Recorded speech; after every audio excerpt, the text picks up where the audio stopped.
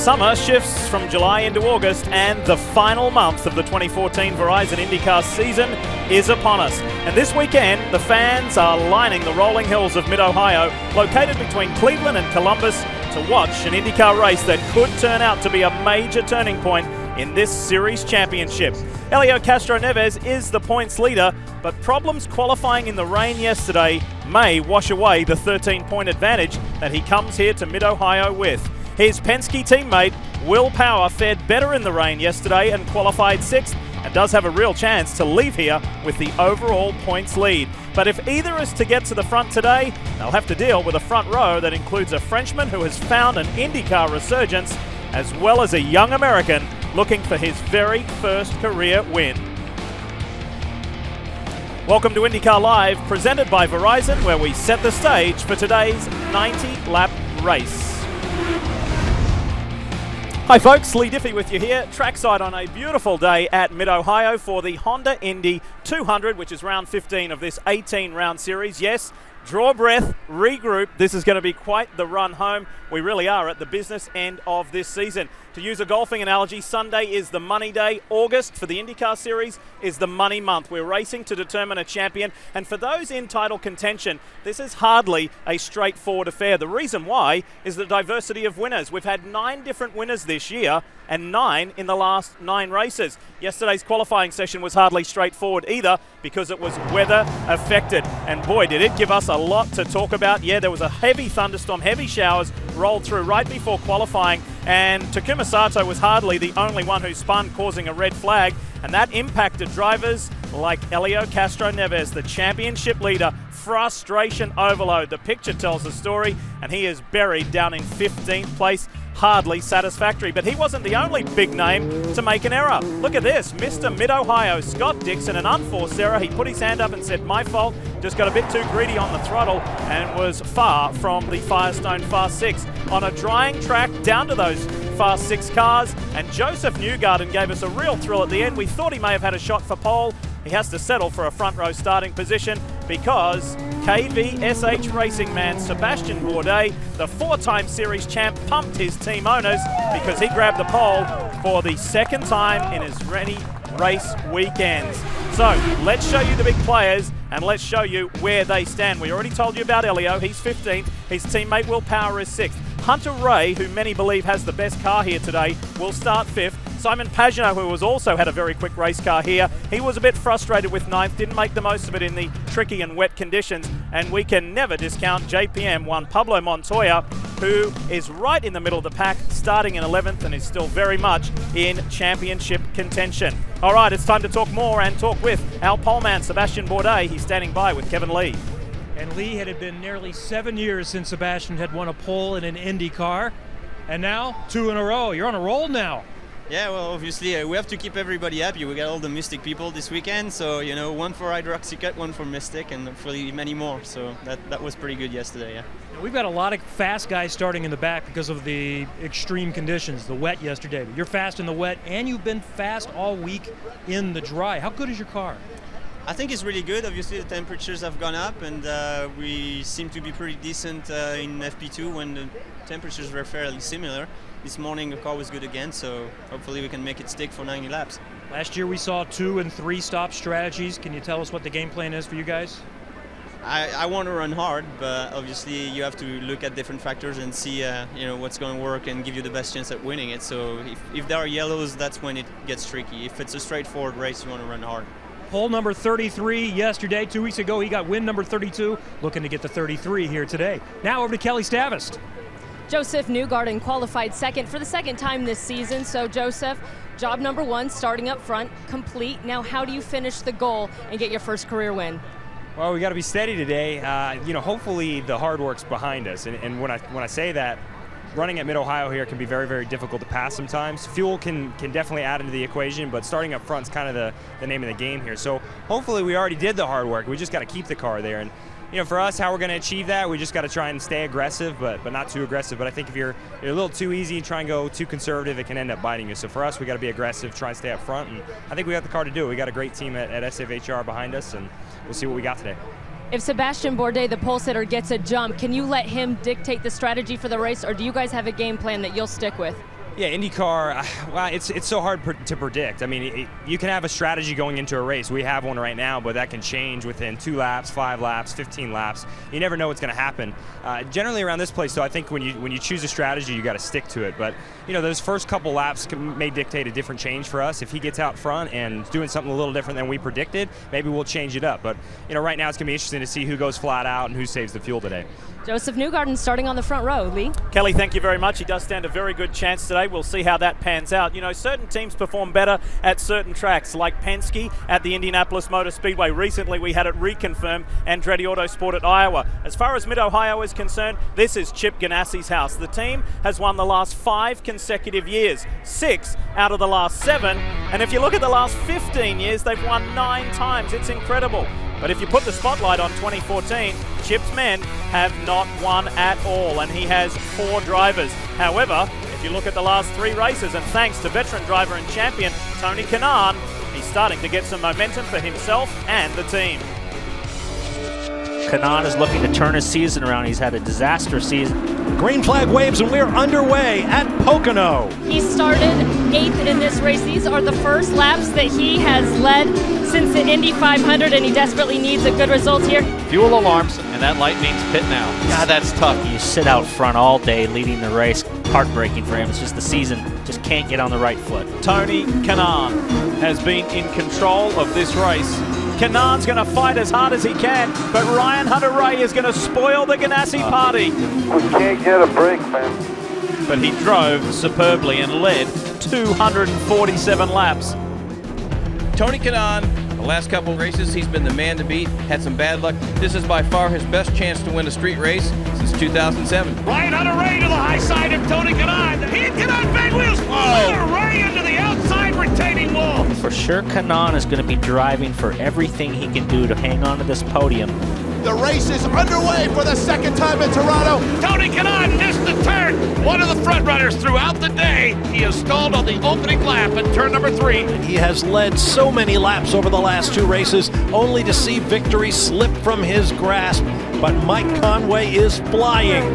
Tony Kanaan has another podium finish, just not the step on that podium that he wanted. Hell of a race, a good weekend, a third and a second. We're getting closer and closer. Only thing missing from all those highlights, a win. Obviously, we didn't see that, TK. So I'm curious, how do you look at the last few weeks? Are you, A, happy because of all the speed you had, or are you a little frustrated because you haven't gotten the win? No, we're pleased. I mean, you can't control the outcome of some of the races. I mean, you guys saw it, Pocono and Iowa is just a misfortune. So it is what it is, and we'll keep digging. To win races, you got to finish in the podium, and we've been trying the last couple weeks. You know, it's been great to us. We have a good starting position here, so we'll see. And you've certainly been finishing on the podium, so that's the good news. Let me ask you about here at Mid-Ohio. The test was excellent. Then you came back not so good in the dry. Does that worry you at all for today's race? A little bit. I think, you know, I'm not extremely happy with the car that we got, but we have a pretty good track position. It's a tough track to pass.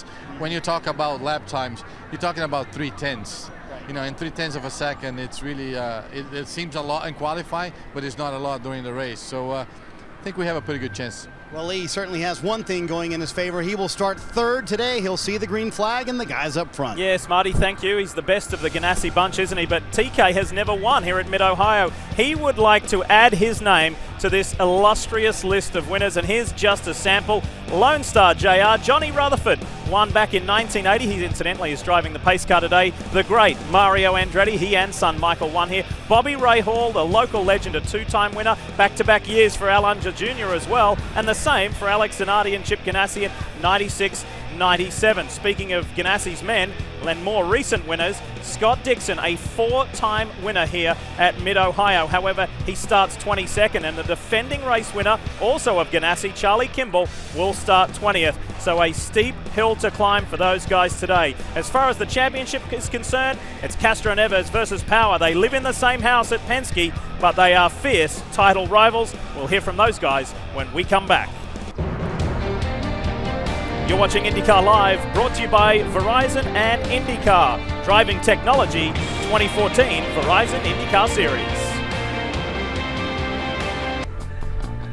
You're watching IndyCar Live, presented by Verizon, as we count down to the beginning of the Honda Indy 200 here at the famed Mid-Ohio.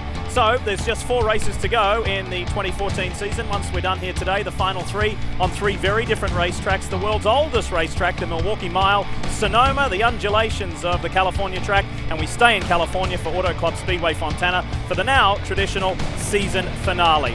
But we can't look forward without having a quick glimpse in the rearview mirror, because the Verizon IndyCar Series has just completed its final double-header weekend of the year on the streets of Toronto, a venue that is very dear to the series because of years of wonderful racing north of the border. Again, it was a treat, but this year, for a very special and unique reason, 2 races on the one day. Get ready for one historic day in the Verizon IndyCar Series. Here's the sharp right-hander at turn 3. Oh, and we have a spin, and it's Simon Pagano spins it right in the middle of that front group. It's going exactly according to plan for Sebastian Bourdais. Building confidence. This could be his day. Ryan Hunter-Reay to the high side of Tony Kanaan. Kanaan big wheels. Whoa! This has huge championship implications. They have shut the car off. It's going to be a long repair for Ryan Hunter-Reay. After a 52-race drought, Bourdais, his 32nd career victory, dominating all the way on the streets of Toronto. Not since June of 1981 has the series run 2 full points-paying races on a single day. The race is underway for the second time in Toronto. Tony Kanaan missed the turn. One of the front runners throughout the day. He is stalled on the opening lap at turn number 3. When Pablo Montoya's in the turn wall. Oh, and Alosian comes in and drives literally underneath the back end of Montoya. Already looks like Mike Conway looking for a move. Man, he is flying. Oh, and around goes Huertas. We have a full-scale traffic jam here. Oh, and Hunter-Reay with front wing damage. 5 cars sitting still in turn number 3. Conway is checking out. And he'll be all alone off the final corner. Victory for Mike Conway and Ed Carpenter Racing. What a day in Toronto. So let's take a look at the championship points after 14 of the 18 races. Just 13 points separating the Penske men. Hunter-Reay, Pagano, Montoya still very much in contention. In fact, it's wide open, and our pole sitter, Sebastian Bourdais, is even in the top 10. Remember, double points at the season finale in Fontana. It's time, though, to talk to our points leader. Castro Neves is standing by with Kevin. And Lee, with everything that happened in Toronto, the championship up top did not change that much. Helio Castroneves increased it by just a little bit, up to 13 points. We're down to 4 races to go right now. You've been so close so many times.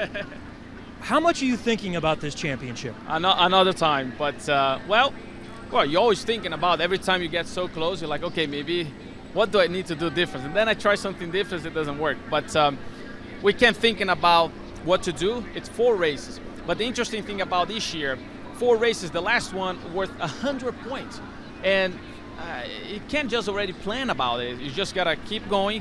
Unfortunately, we're not starting in a very good position. We're starting actually 15, so we gotta plan a little bit, maximize as much as we can, and hopefully Hitachi car will be still in the lead on the championship. You mentioned that 15th, so how aggressive can you be, keeping in mind you cannot afford a DNF? No, you cannot afford DNF, and you gotta be aggressive at the same time, because this place, first of all, is very difficult to pass.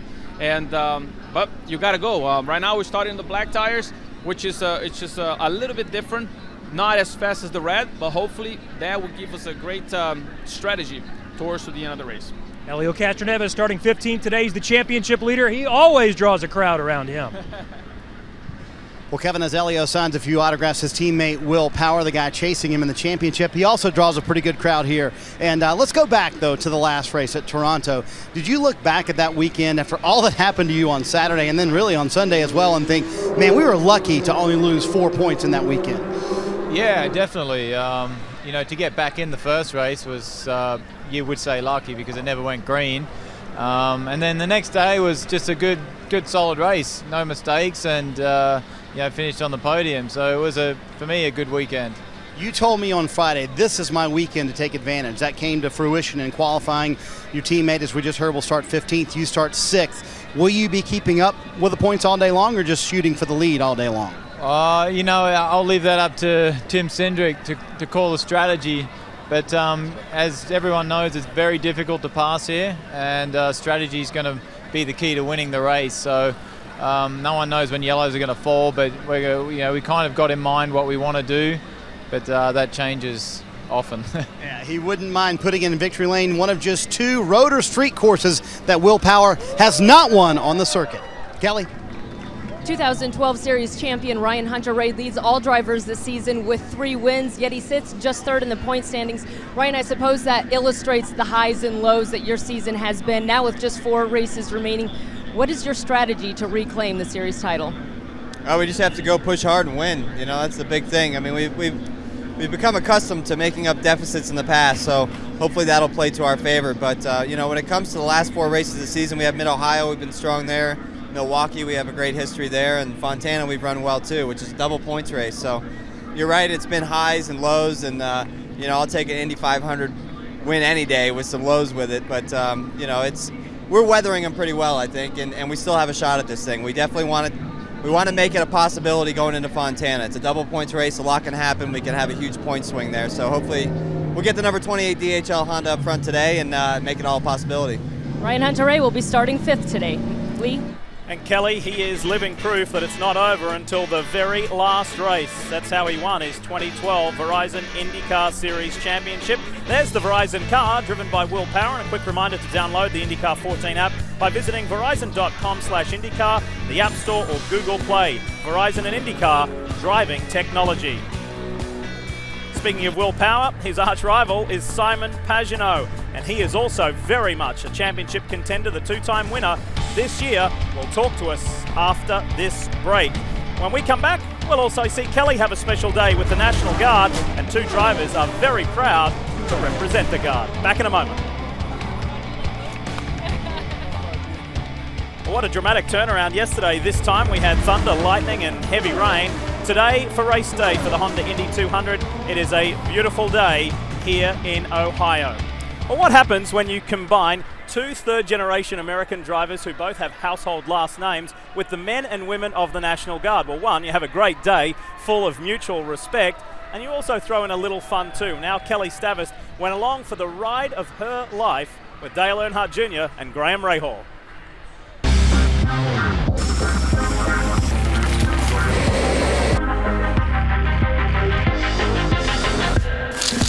I got one more target. Good. Thanks for coming out. How are you? Thank you guys for having us. Approximately 3,000 meters is what we're hitting. We're shooting high explosive rounds. You're gonna feel it in the ground when we shoot. Close to close. Deflection. 3, 1, Niner, 2, 5. More clear, 5 rounds.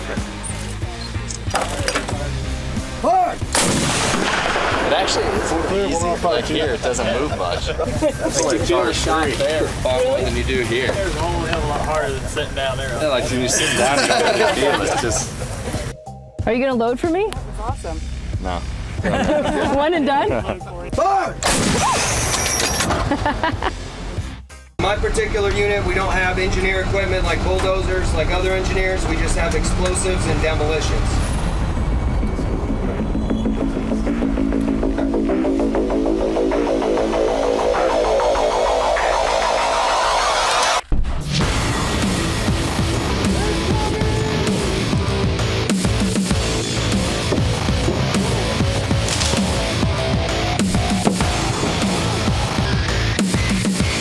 It's just like, yeah, it was like a quick black cloud when I jumped in.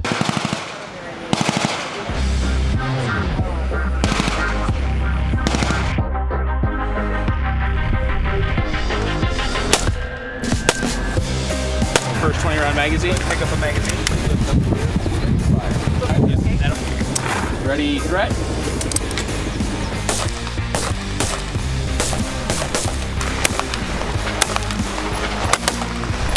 I was like, I couldn't know what I was doing. They need to be just a little bit taller. Thank you, sir.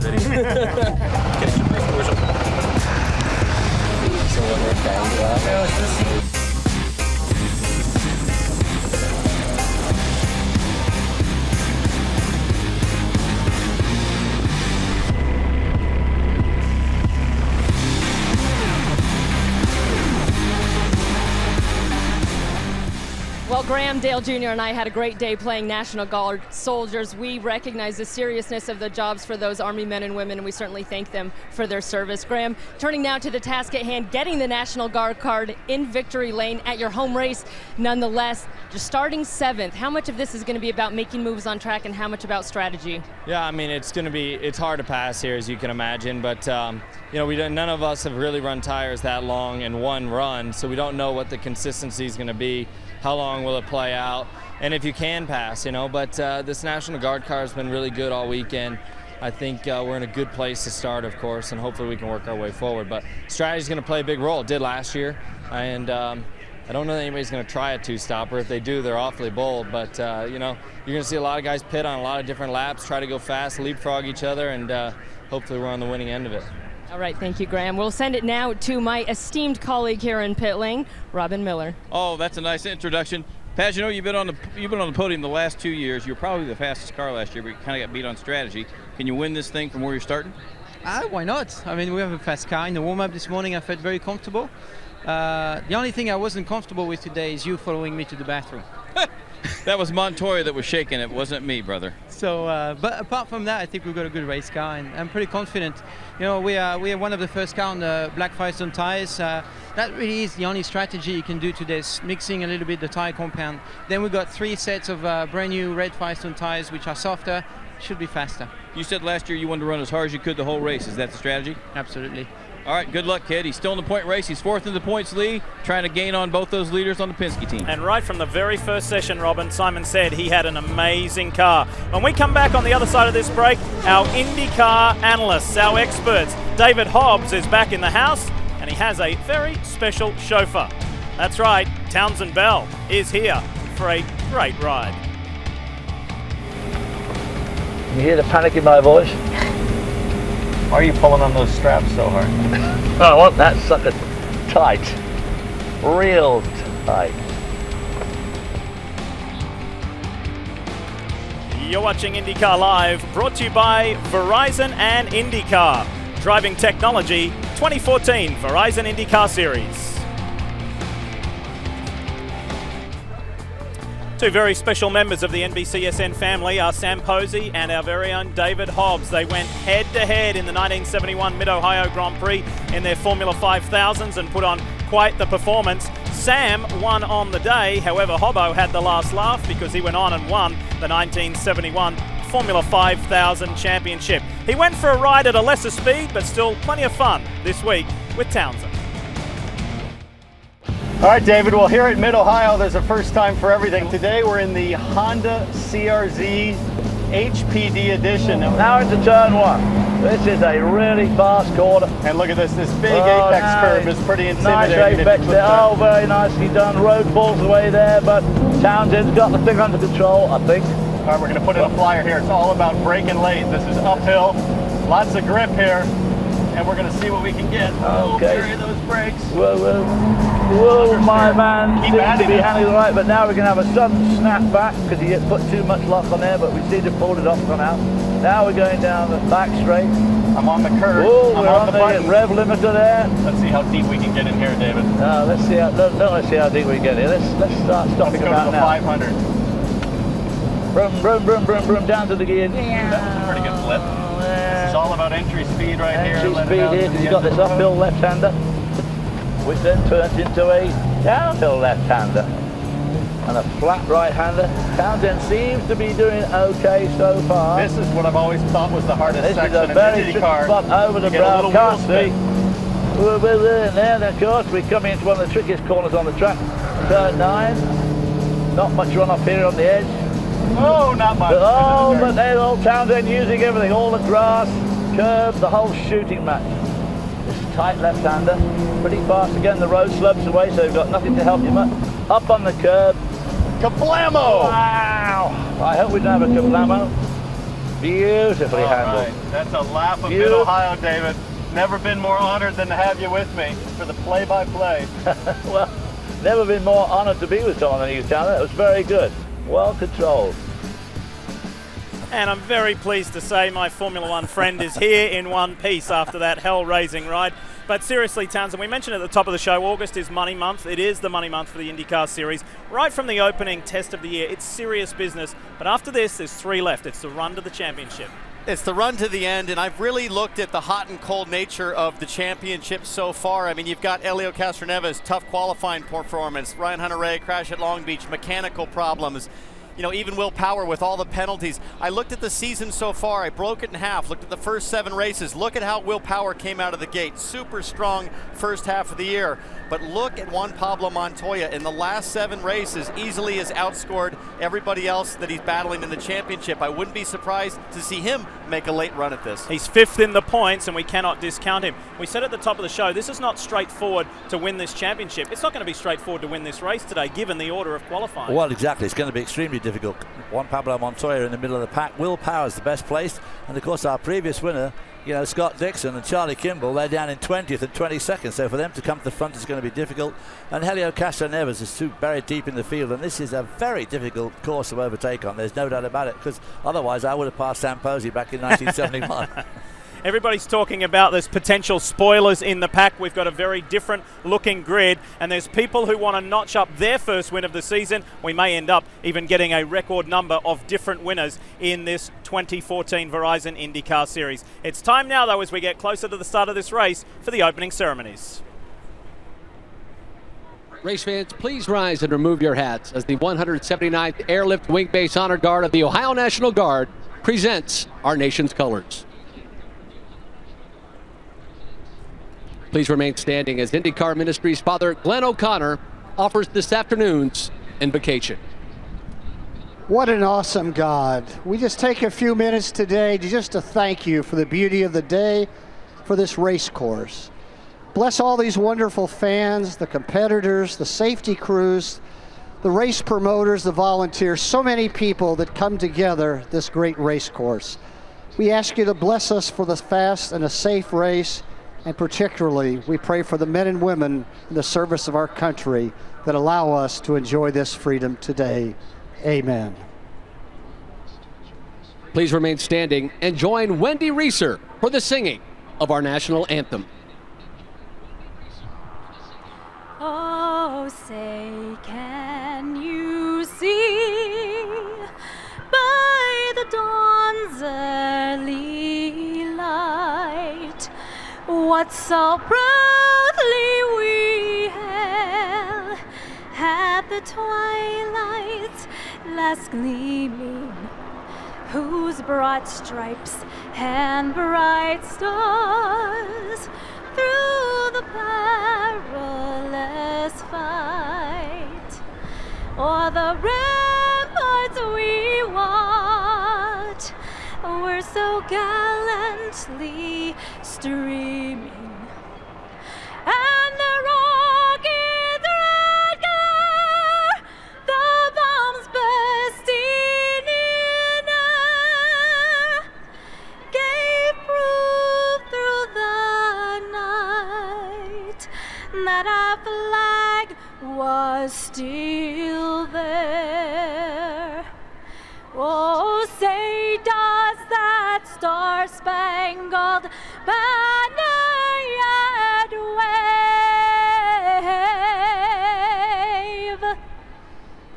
o'er the land of the free and the home of the brave?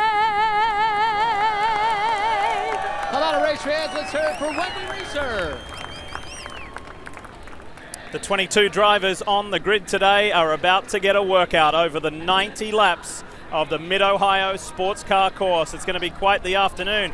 Draw breath, grab a breath. We're ready to go for a run on the grid with Robin Miller.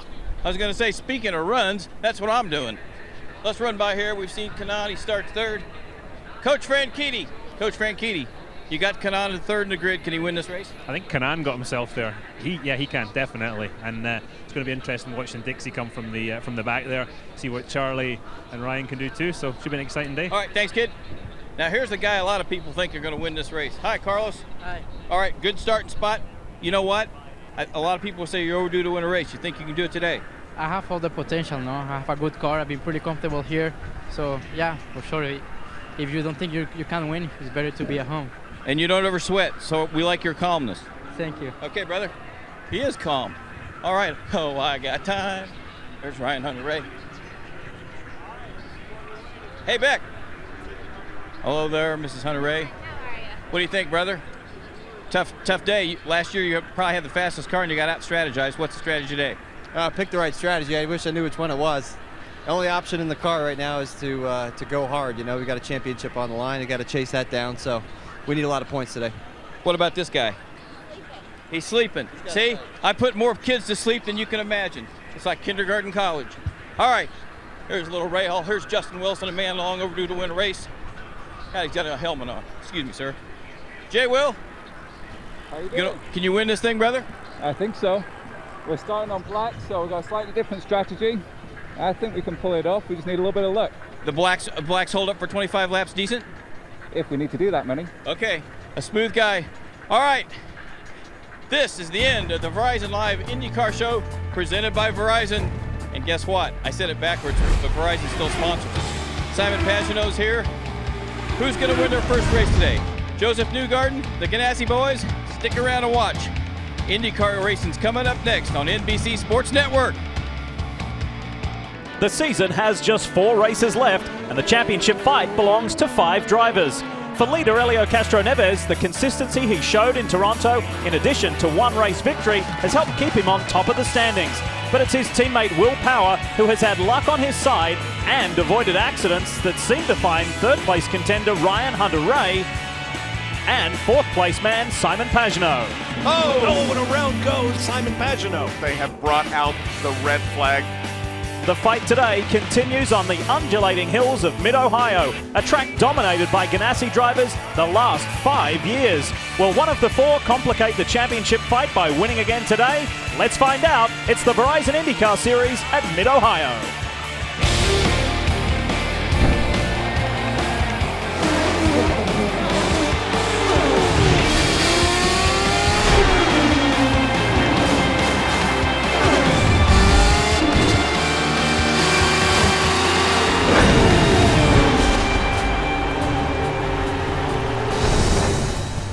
It is a gorgeous day in Ohio for the Honda Indy 200. It's round 15 of the 18-round Verizon IndyCar Series.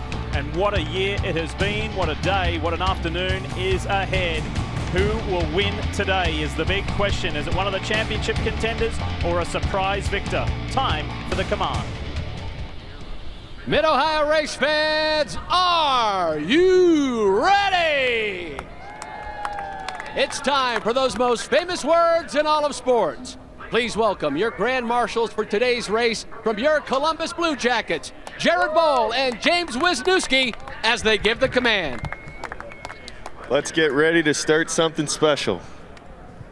Drivers, start your engines!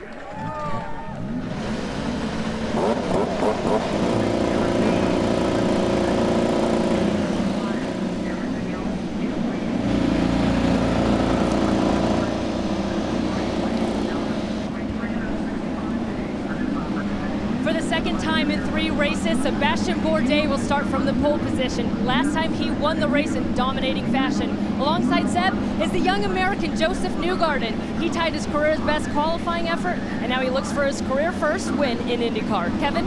Kelly, row 3 is where we find the 2 championship contenders with the best starting positions. Ryan Hunter-Reay has the most wins this season with 3, 4th in the championship. He's thinking nothing but win right now. Will Power is 2nd in the championship. This is one of the few places he's never won. Expect both of these guys to be able to get to the front, Marty. Well, Kevin, we've talked about Helio Castroneves and the hole he must climb out of today as a championship leader. He starts 15th. He told me 2 things. We plan on pitting a little bit earlier than everybody else and hoping for a caution. And 2, we're starting on the primary tires. So when we put those red alternate tires on that have been much faster this weekend, we should be faster in the 2nd and 3rd stints than everybody else. He told me if we leave here with the top 10, I'll be thrilled. Robin? Billy Kimball got his very first victory last year right here with an alternate strategy. He ran right out the whole race, but he started 5th. Today he starts 20th. However, his teammate Scott Dixon, he's really got his work cut out for him. He's won 4 times here. He's starting last after a miscue in qualified, and guess what? He can probably get it done, but he's going to need a little bit of help, Lee. There are some fabulous storylines today that will unfold right here in front of us, mainly thanks to a rain-affected qualifying yesterday, but nonetheless, it's all about to unfold over 90 laps here at Mid-Ohio. Hey, don't miss a chance to get in on Honda's fastest seat in sports sweepstakes by simply logging on to shophonda.com. And today's lucky winner is Barry Vernard from Indianapolis, Indiana. How's the ride, Barry? Oh, it's awesome. I'm a lifelong IndyCar fan, so this is outstanding. He's a lifelong IndyCar fan, and look who he's riding with. It is the legend, Mario Andretti. What a special moment. Yeah, I need to say hi to my kids, Rylan and Lauren, and Kurt and Kevin. Very good. Nice work. And again, a reminder, folks, log on to shophonda.com. Barry won by doing that to the opportunity to start today's race with Mario. So wonderful. Get involved. It is certainly well worth it. All right, we need to take a closer look at this track because this is the 30th time Indy cars have raced on the rolling hills of Mid-Ohio. Townsend, tell us a little more. And Leo, the Mid-Ohio sports car course is layered carefully into these rolling hills of Amish country, and it starts with a wicked fast turn one. Huge commitment required here. Watch Graham Rahal just inch perfect out to that exit curb. It takes huge commitment, but if you overdo it, this happens. Bad news for Charlie Kimball. That was last year. Then down in turn 4, a great passing opportunity. But if you can stay side by side, as we see Hinch there, you've got the advantage to the next left-hander, a lot like Toronto. And then turn 9, probably the trickiest corner on this track. Very difficult breaking into the corner. And then here at the apex, completely blind at the exit as you go up over that exit and drop onto the exit curb. That's a lap at Mid-Ohio, and there's a reason why it's every driver's favorite track, or at least one of them. Yeah, the little tagline is America's most competitive, and it most certainly is. It is tough to get ahead here. However, it's made easier if you qualify on the pole like Sebastian Bourdais has done for the 33rd time in his career, equaling Dario Franchitti for 7th of all time, and Joseph Newgarden equals his career best of 2nd. Castro Neves, we're just hearing, has a throttle problem. And guys, Helio Castroneves is on pit road. The throttle is stuck on, he's saying. So further problems for this championship leading team. Remember, they started 15th today. They're going to try and get this fixed, and they have now, I thought they shut the engine off. He just idled it down for a moment, but the throttle was stuck wide open for Helio Castroneves as he was going around the track on that warm-up lap. So many times this season when it's rained, like it rained yesterday, we have seen the gremlins, whether it's throttle, fuel probes, ECUs, water is getting into these cars somehow in heavy rains, and it's just hit Helio Castroneves. I tell you what, throttle stuck is just the worst thing you can have too. Guys, are we seeing reflections of last year when things started to unravel at the doubleheader in Houston? Helio said, I'm not getting carried away. I have been in this position before, meaning leading the series with only a handful of races to go. And here we are, same situation 12 months on. And not only has he been in that situation, this entire number 3 team has been in that situation with Roger Penske at the top. They're looking on, and all of his guys, they have to all be thinking with themselves, not again. Unbelievable. This is major for Helio. If that qualifying setback was not enough, Marty, this is gut-wrenching. And Lee, what they've done is they've shut the engine off completely. They are recycling everything. They have put a new steering wheel on for Helio Castroneves. They think that might be where the issue is. They've checked everything in the front part of the car, and it's fine. So they're going to put this new wheel on, see if they can get it fired back up, and see if they can get it back out. That new wheel, however, does not fit. So they're putting the old one back on. Now they're going to try and refire it. We'll see what happens with our championship leader here. Oh, boy. Nerves skyrocketing, heart rate skyrocketing. Now, remember, here at Mid-Ohio, one of the unique things is you do not start a race at the traditional start-finish line. It's always over on the back straight out of turn 3, right at turn 3, in fact, heading down to turn 4. So it is a very different looking front grid. Sebastian Bourdais, Joseph Newgarden, Tony Kanaan tucked in behind. Bourdais will have the advantage with that inside line heading down to the very familiar turn 4 at the end of the back straight. This is the Honda Indy 200. Pagano gets out of line and then tucks back in. Bourdais leads them to green. Newgarden going for it on the outside. Late on the brakes, Kanaan forces his way through. And he hits and spins. Oh, and then Andretti gets him. Sato gets him. Sato gets into Marco Andretti. Dixon gets through, but there's Tony Kanaan. Big front damage along with Marco Andretti. And Marco right now is saying, can you believe it? How many times am I going to get taken out when it's not my fault? He's had 3 engine failures this year. That collision right at the opening round in Florida. And he's going to walk over to his former teammate and have a little chat by the looks of it. I'm afraid that move never had a chance of working. He's checking to see if everything's all right. Hang on, we just shown in the track map where you can run side by side down there in turn 4, and I think Kanaan expected that Newgarden was going to leave him room, but let's look at a replay. Inside is the yellow and black Glad car of Tony Kanaan. Just narrowly touches him. I mean, Tony Kanaan's all the way up over to the grass and the curb. Newgarden may or may not know that he's there, but you have to expect, if you're Newgarden and you faded to the outside, that somebody's probably trying to fill that gap. Will try and go by the inside. This is how it looked from Will Power's view. Oh, I think that Tony Kanaan took too much curb. It might have pitched him into. But he had to. He was forced over. Good job there. View from Charlie Kimball. He's going to go to the extreme right here. Hits Briscoe. On the front.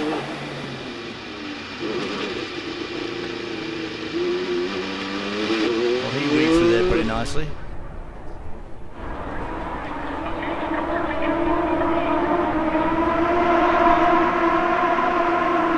So look at Newgarden, pops out here, and then tries to tuck back in. So Kanaan expected that Newgarden was going to rim shot the corner, and Newgarden changed his mind. So, you know, that's a case of one driver making a last-second decision and the other driver expecting that there's going to be room down below. And look at the lucky ones. Hunter Ray, teammate, Carlos Munoz. Power was the lucky one. Savadri goes wide. Hawksworth gets through. Oh, Marco Andretti starting from 16th was an innocent Marco and Sato both caught out, and there's Dixon got through there. Well, but for the Ganassi team, you've got Kanaan, and this is going back to 2007. Look at Marco getting on his lid.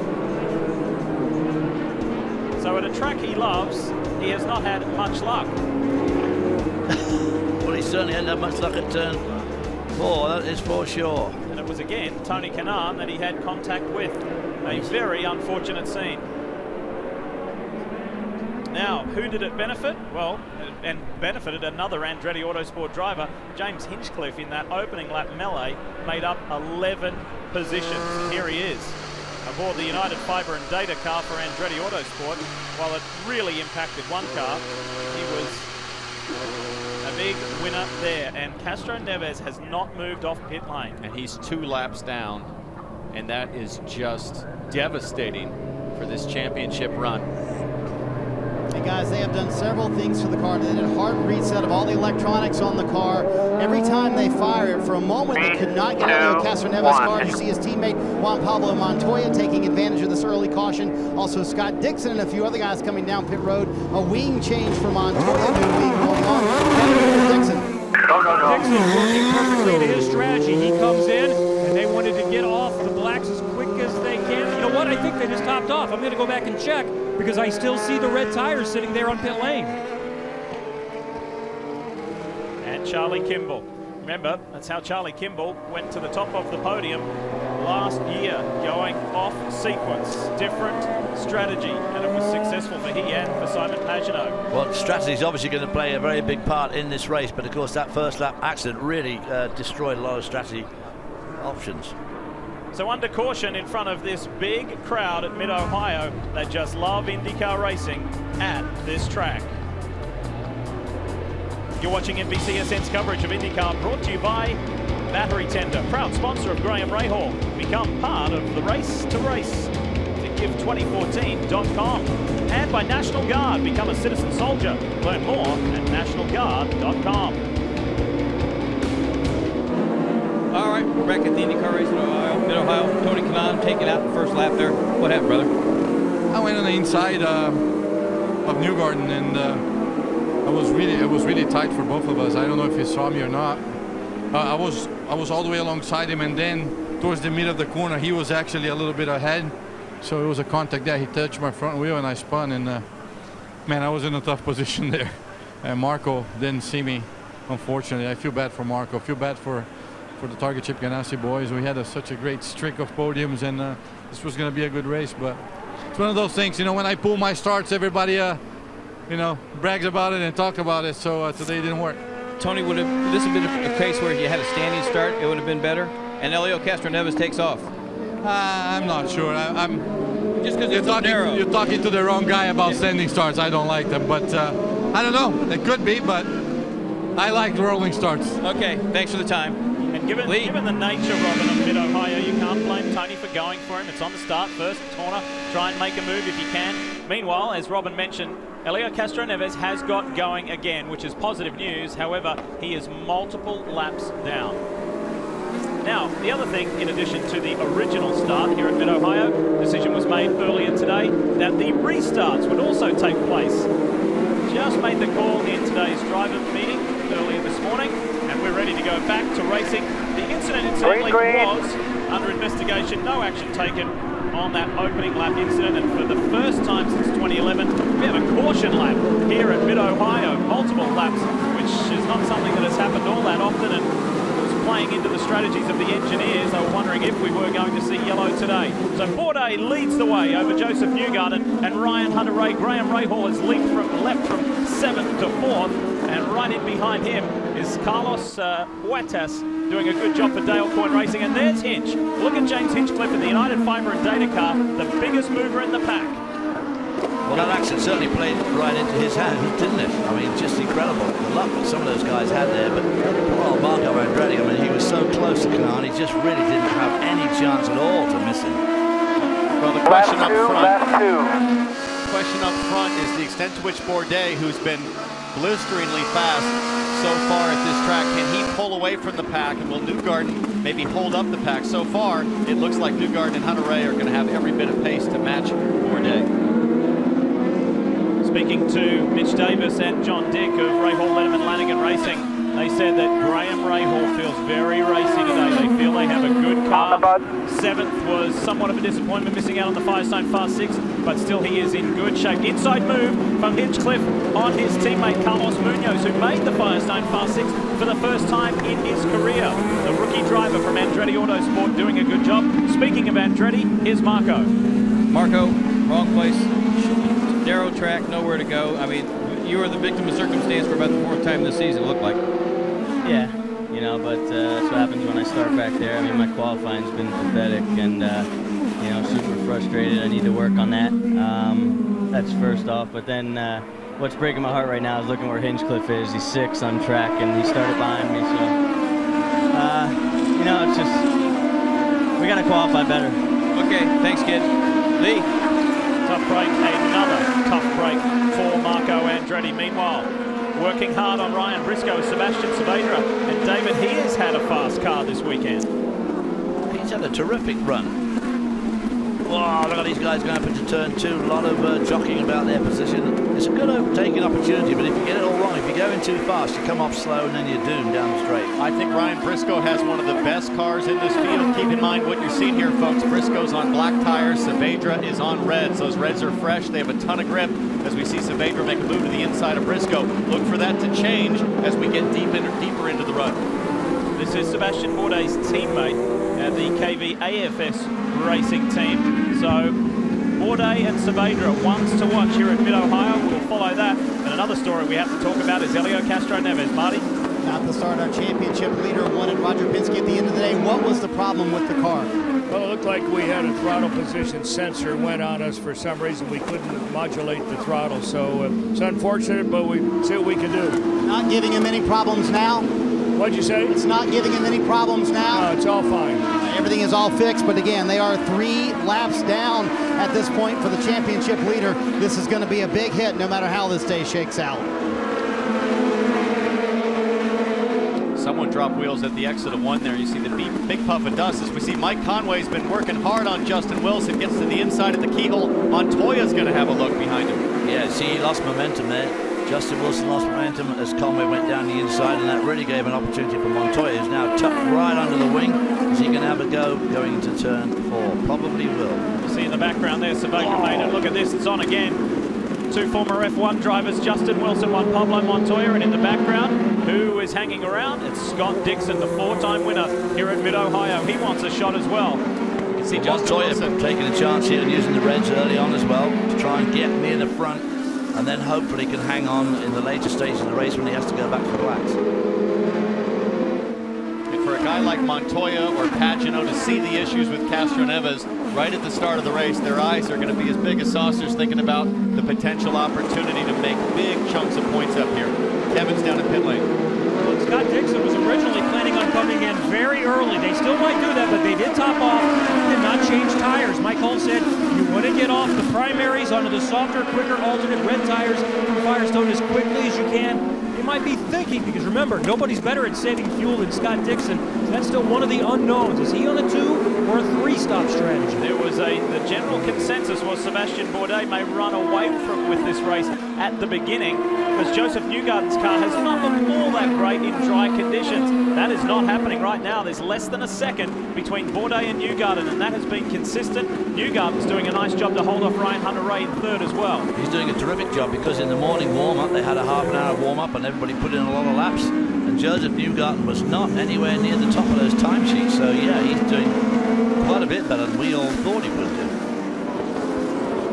Ryan Briscoe at the head of this pack. Here's our race leader, Sebastian Bourdais. He's now led in 3 of the last 5 races. And if you were with us for qualifying yesterday, his team owner and champion himself, Jimmy Vasser, said, when my man wins, he'll get going. And he really is. Takuma Sato making his second stop already of the race. He was asking for more front wing. The bad luck seemed to continue for him. They had already had to replace the ring after he ran over some of that debris from the earlier incident with Tony Kanaan. So the second stop here for Takuma Sato. You may have also noticed while we're in that break that Scott Dixon came back in again. We also saw Jack Hawksworth pit for Brian Herter Autosport.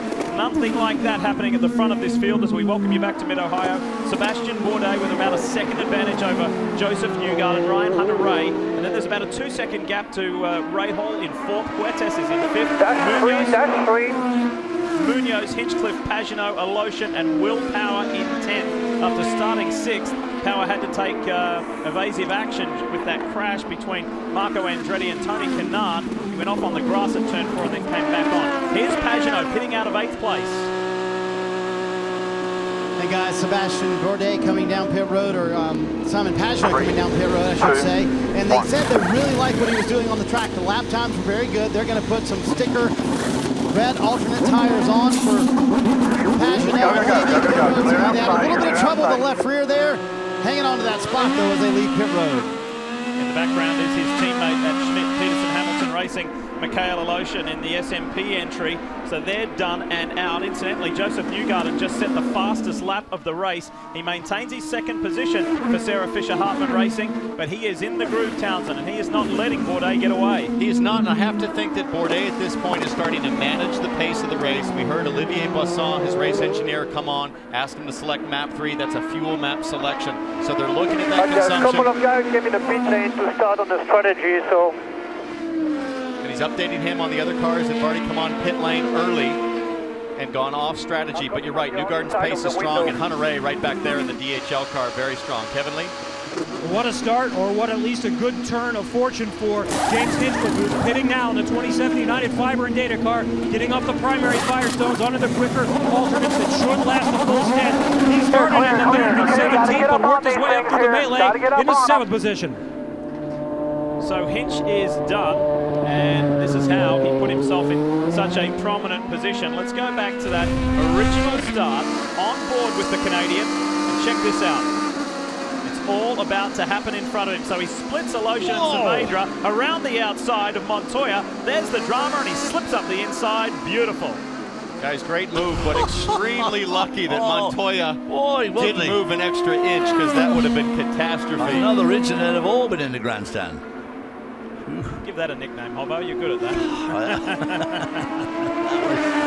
in football terms, that would be a laser, I think. That would be the hair on his chinny chin he got through there. There's the top three. We drift back to the National Guard entry of Graham Rahal, then Carlos Huertas and Carlos Munoz, who has had a very productive weekend. Looks like Will Power is in. The Verizon entry is on pit road. And you see Power coming down pit road, guys. They told him on the radio a moment ago, he asked, should I save fuel or should I go? Tim Cindric said, go as hard as you can. Push really hard. They know where they are championship-wise. Obviously, they're going to put on a set of scuffed red tires, trying to get Will Power as much track position as he can. Ryan Briscoe coming down pit road right behind him, leading as well.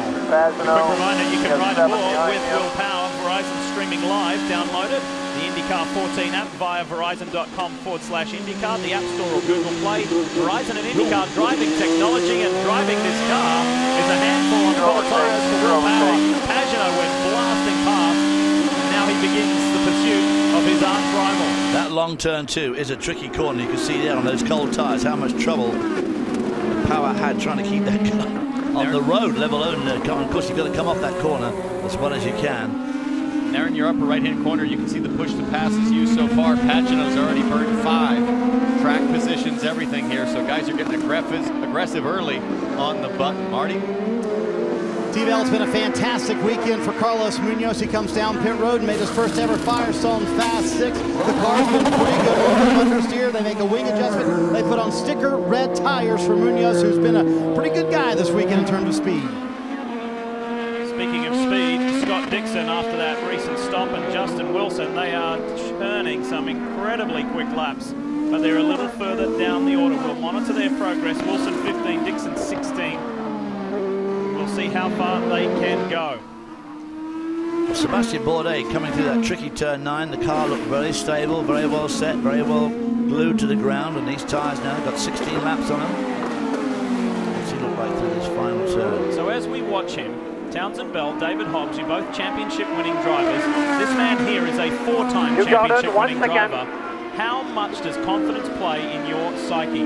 He went off the radar a little bit, so to speak, after his short visit in Formula One. We know about his four Champ Car titles. Then he comes back to IndyCar.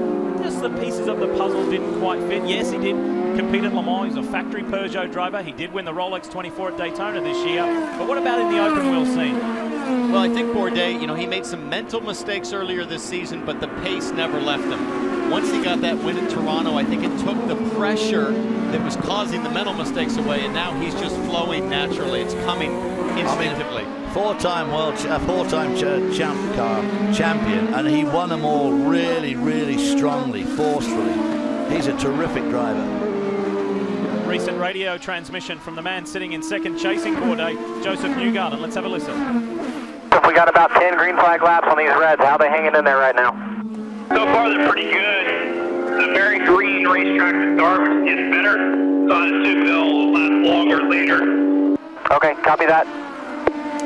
And that's exactly what I've been wondering. When will we or will we see any degradation from the red tires? And so far, Newgarden's saying they're doing pretty well. Keep in mind we had 4 laps of yellow, so we've only got about 14 green flag laps on these tires, but so far so good for Newgarden's balance.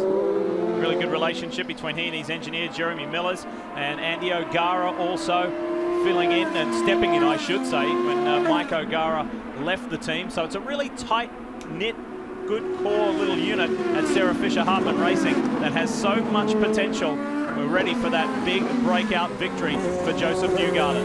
Is it today? Is it here at Mid-Ohio? Never got to race here in the Indy Lights Championship where he was number 1, where he was the champion. First time he ever raced here was in the IndyCar Series. So it's the front row dictating the terms. Sebastian Bourdais, number 1. He wants another win this season.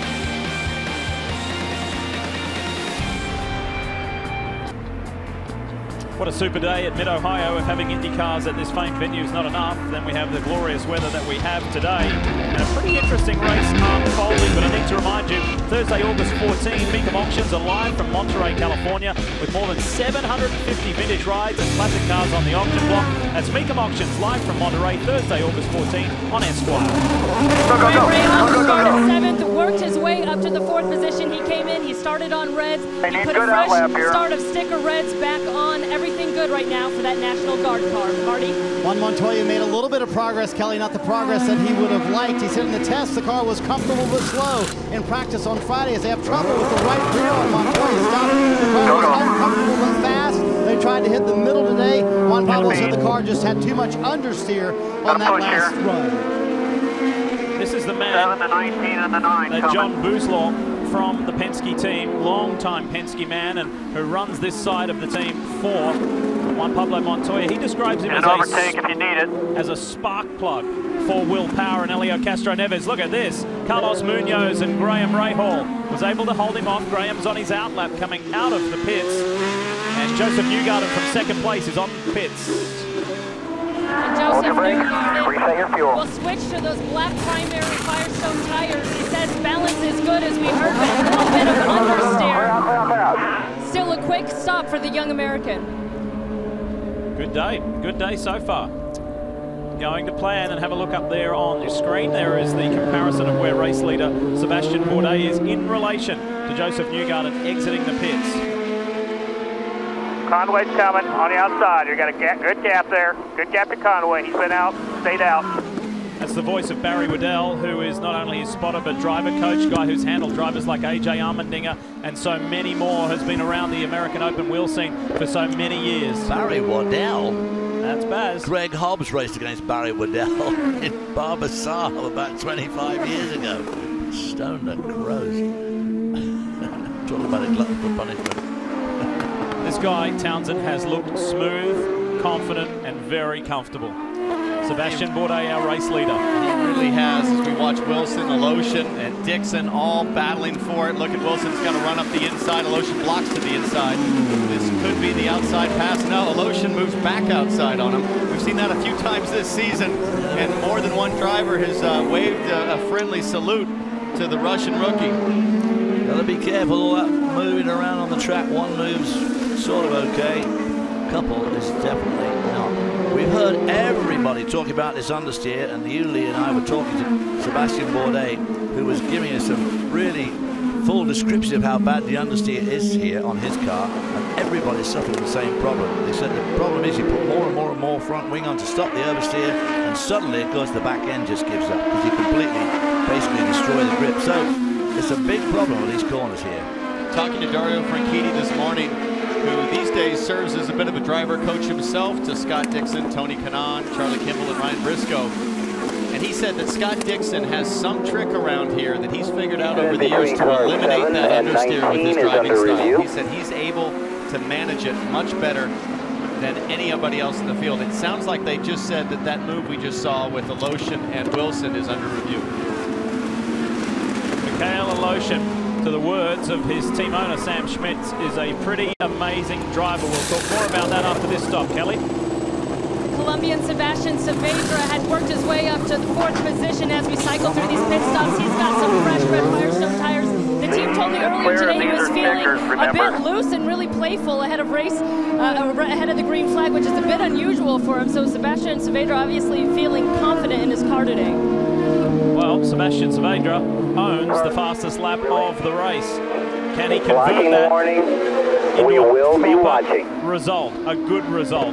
Race leader to the tune of 1.5 seconds, Sebastian Bourdais over Ryan Hunter-Reay. Carlos Huertas is running 3rd, and those 3 are the only 3 in this race yet to pit. Well, Sebastian Bourdais seems to be doing some amazing laps on those tyres, which are now, you know, we did have 4 laps on the course, and we're still doing 20 laps. And Huertas here on screen, the Houston race winner, and one of our rookie crop this year.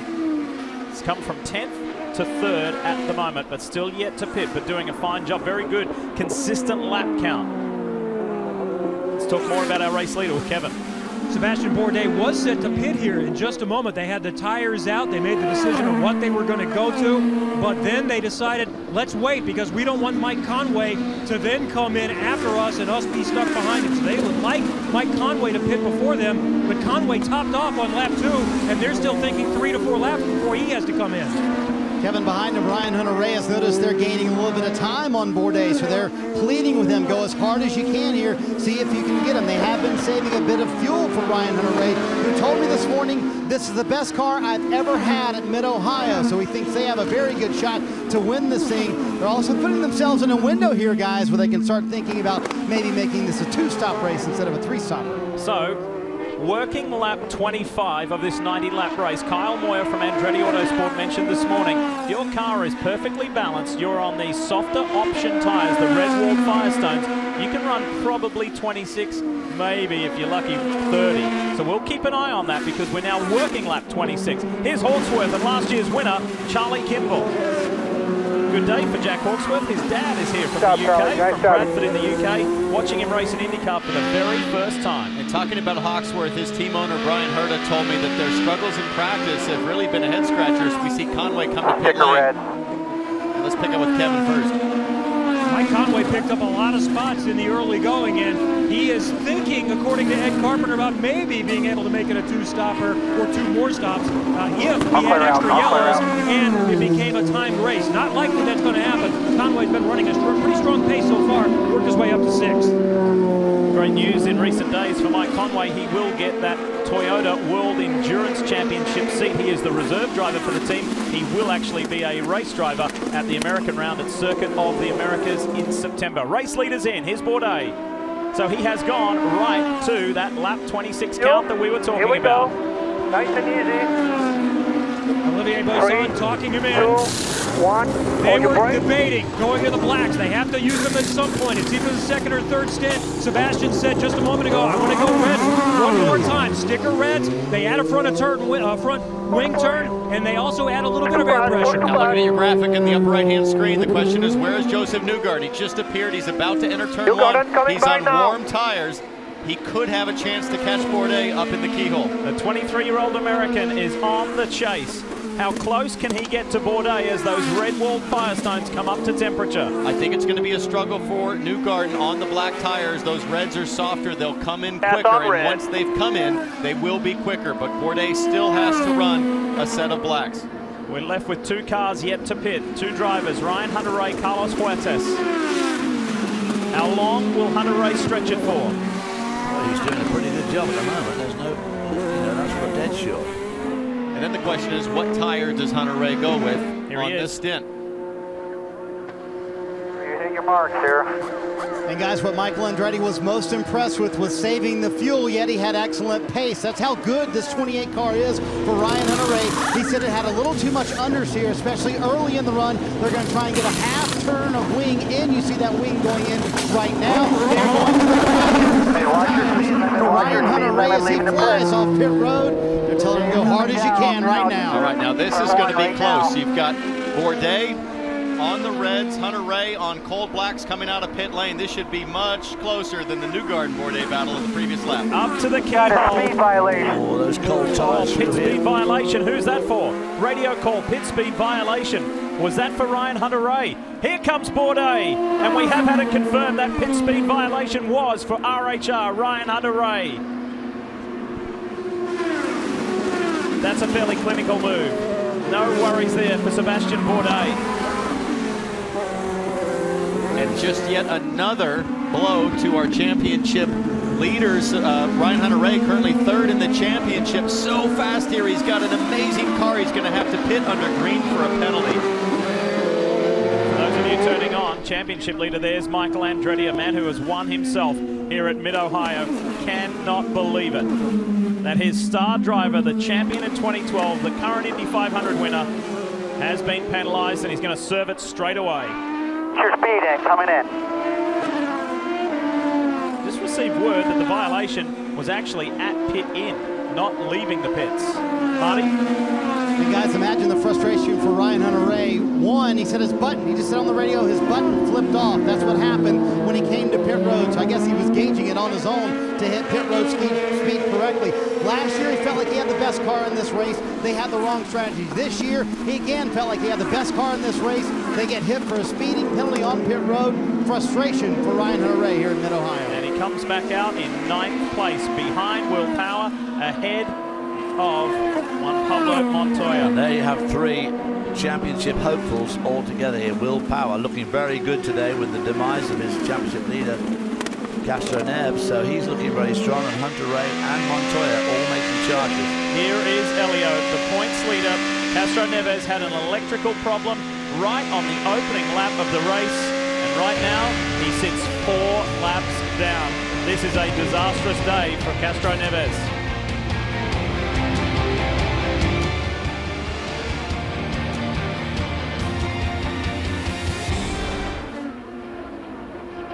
So many good vantage points here at Mid-Ohio, and this is one of the more popular ones. The run down that back straight and into turn 4, and then they climb the hill at 5 and head off towards Madness. It is one of the signature points at this classic road racing course. We welcome you back. Lee Diffie, David Hobbs, Townsend Bell, Marty Snyder, Kevin Lee, and Kelly Stavis, who is standing by with a driver who I'm sure is so frustrated, Kel. Yeah, and you can see the hug now for Sebastian Saavedra after a blistering start. The call was that he lost oil pressure. They have now pushed his car back to the garage where they're going to try to further diagnose exactly what happened. But Sebastian, after a blistering start, you must be gutted. Man, we just cannot catch a break. Very sad because, you know, the amount of effort that the whole 17 crew, AFS, KB Racing, it's just sad that we just cannot do it. We have an amazing car. We were pulling towards the front, and right after our stop, oil pressure, and we had to come in, and it's over for us. Right, Lee Dixon just came in to pit as well. Thank you, Sebastian. Yeah, Scott Dixon in and out again. So it has been a day of multi-stops for the 4-time winner here at Mid-Ohio. Meanwhile, back up at the front, 1.3 seconds is the distance between Bourdais and Newgarden. Munoz now holds on to third. He's a further 1.3 seconds back. There he is right there in the Cincé entry for Andretti Autosport. Then Graham Rahal for the National Guard entry runs 4th. James Hinchcliffe is in 5th. And Lee, Joseph Newgarden, that decision to go on blacks, and his pace looks exceptional right now. He's hanging right with Bourdais. He could be in excellent shape to double red through the rest of the race and be in a prime position to take the win. On board with Hinch to see if he's saving any fuel. No. So if he was saving fuel, he'd be breathing it before the brake zone there. So these guys are running full chat right now, full rig. All right, want to do a lap of Mid-Ohio on board with the mayor of Hinchtown? Here it is. Turn up the volume.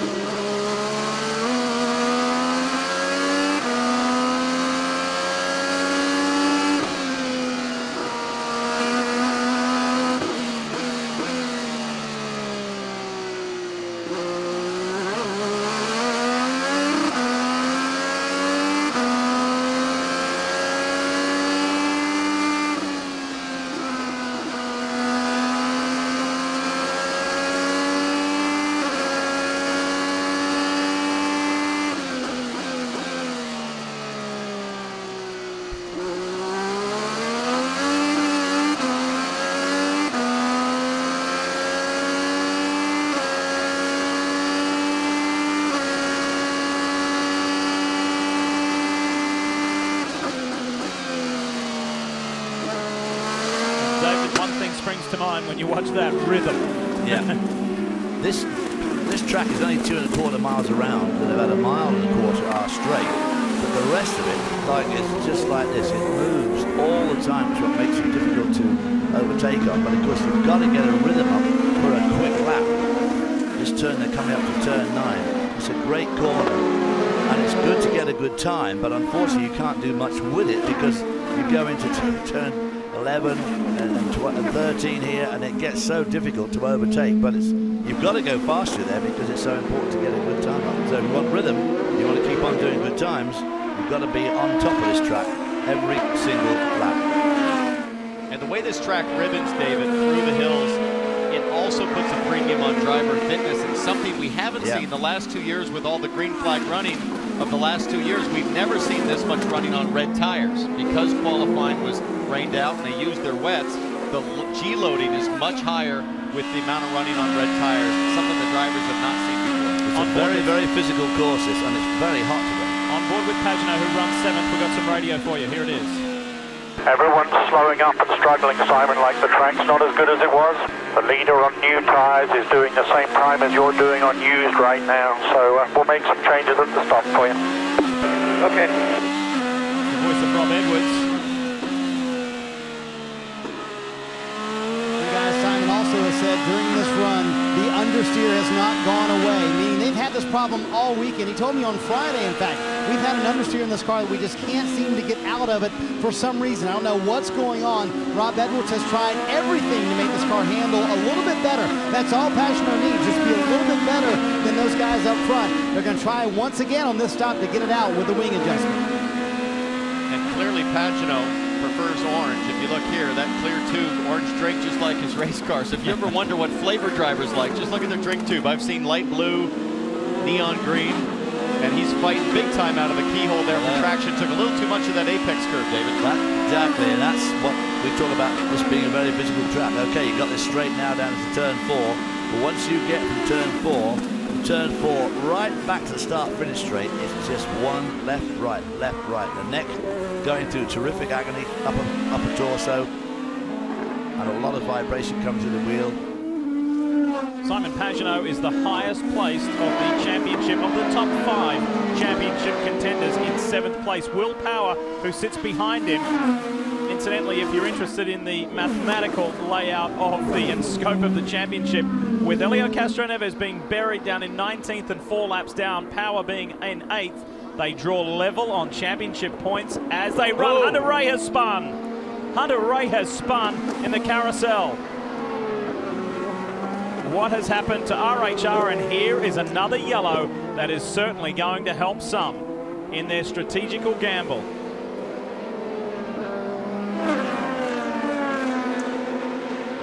Lotion's hand goes up as if he was in pit lane after the pits closed, I think. So this has been one of the best cars all weekend. The 2012 champion Ryan Hunter-Reay gets a pit speed violation, has to serve a drive-through, drops him from the top 3 down to the bottom of the top 10, and then this. We have a replay to show you. And you can see the anxiousness with which he's spinning his finger. He doesn't want to go a lap down here. If they can restart him, he can minimize the damage. On board here with Will Powers, we see Hunter-Reay gets into turn 11. Whoa! Yeah, that turn 11 is a tricky corner. The road falls away, you've got adverse camber, so you don't have any help from the track shape. Whoa. I tell you what, he was lucky to spin there and not do more damage. Why don't you put the brakes on? Don't you do it too late? Wow, look at that. Just. It's always a little sketchy to drive when your mirror is backwards at about 90. Yeah. Hey, pack up. Pack up. Don't try that at home. No. These are skilled professionals. And he has gone a lap down, Ryan Hunter-Reay, with that spin. Oh, that's what Tough day. It's a story of mixed fortunes for Andretti Autosport, because you've got the rookie Carlos Munoz running in a solid 3rd. You've got Marco Andretti, who has been eliminated with a lap 1, turn 1 crash. And now you have the 2012 champion and current Indy 500 winner, Ryan Hunter-Reay, being sent to the back a lap down. Wow, what a tough day. And the man at the front has enjoyed a very productive day and has led 35 of the laps thus far, Sebastian Bourdais. And what a boost this is for KVSH Racing, for Kevin Kalkoven, who is not here today, he's on business in Europe, for Jimmy Vasser and for James Sully Sullivan. What a moment this has been for Toronto, that return breakthrough win, if you want to describe it that way, that gave Bourdais the boost he needs. And Jimmy's words are ringing true. Once he wins, look out. We've just had things that have happened, whether it's been Sebastian's fault or whether it's been our fault, like dropping wheel nuts in a pit stop, whether it's been him going into the tyre wall. What's happened here to Takuma Sato? This is at turn 5. And talk about a guy that needs a break of luck. I mean, Takuma Sato has had the most DNFs this season, and it just continues to be a challenge for them to get to the finish line. Big issues in Toronto. That obviously looks like some sort of mechanical malfunction. Maybe it's some electronic gizmo that the same thing that caught Castroneves out before the race even started. It's a little further around from turn 5. It's heading through 6 and 7. Yeah, to underscore the point you made there, Townsend, is that Takuma Sato coming into today's 15th round was 5th best on laps led, dead last on laps completed. And that tells the story of his 2014 season. Super talented driver. Well, but at the end of the day, you need to finish. We talked about it. Lee, you and I sat down with him for at least an hour last year. You remember, one-on-one conversation, and we really hit him between the eyes on the no attack, no chance mentality. This clearly looks like something mechanical out of his control. But year over year, even in Formula One, David, going back several years when Takuma Sato was with Jordan and a Super Aguri, known for having lots of issues making it to the end of the race. He did. He had a lot of engine failures, but at the same time, he made quite a few mistakes. And I was very surprised because he'd come off an incredible season winning the British F3 Championship, which is very difficult, very, very competitive. And he had an impeccable season with multiple wins, cleaning up the championship. Went to Formula One and things kind of went wrong, but then he had some horrible crashes. That one in Austria comes to mind, where he got absolutely T-boned by who lost their brakes and somebody. I think that was Nick Heidfeld, wasn't it? Nick Heidfeld, yeah. That. Good grief. So when you see somebody like 23-year-old American Joseph Newgarden running second for this many laps, Townsend, how much does that do for his in-race confidence? Well, it does a lot, but it's going to take a good pit stop right here, Kelly. And it'll be Joseph Newgarden switching off those black primary tires onto the red alternative. He's asked for a half a turn of front wing. Kevin? This is the black stick, the primary tires. They're going to make this as quick as they can. That's an excellent stop for Sebastian Bourdais as he races down pit lane, Marty. Carlos Munoz, bottom left of your screen. You see him leaving pit road. Going to be a very tight race off. He'll gain a spot on the pit road. Bourdais wins the race off of pit road, but a great run so far for Munoz. Came in third. He'll leave second. Awesome run too for the two Penske men who leapfrogged Simon Pagenaud. Power and Montoya got ahead of Pagenaud further back in the field. And boy, that was pretty chaotic on that pit exit, wasn't it? Problems for Joseph Newgarden too on his left rear. Here's the race off pit lane. There's Bourdais hitting the line. Munoz will be next, right ahead of Newgarden. Then Graham Rahal fourth, Hinch fifth, Power, JPM, and then Pagenaud. Charlie Kimball trying to do something a little further down in the pack.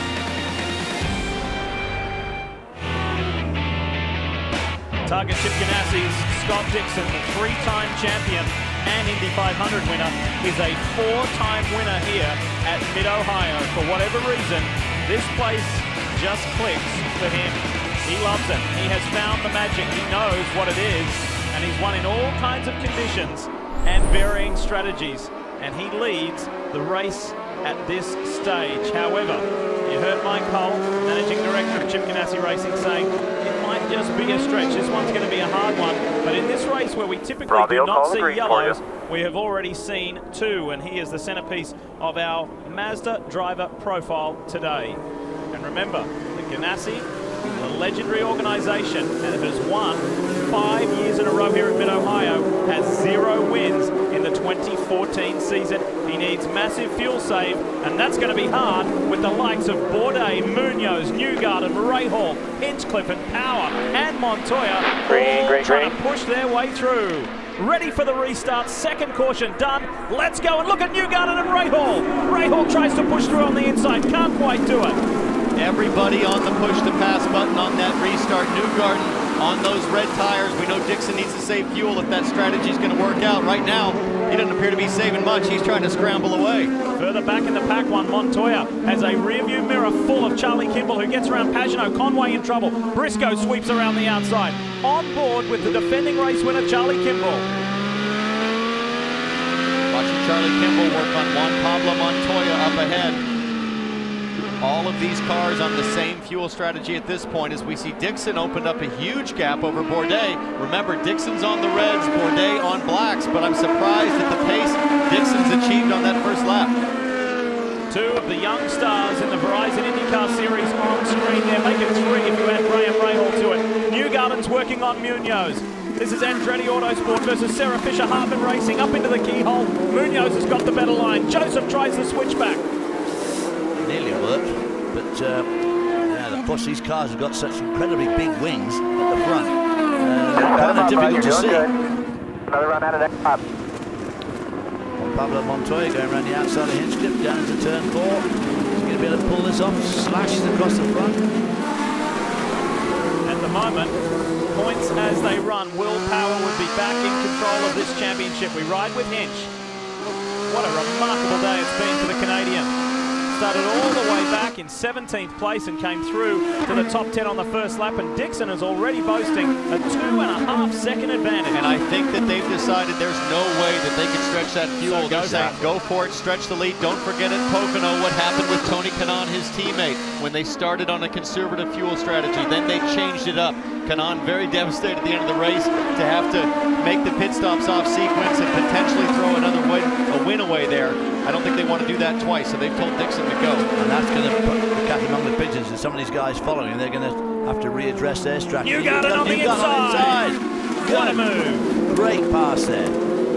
Set him up. He'd been working on that for a couple of laps since the restart and executed beautifully. High 3.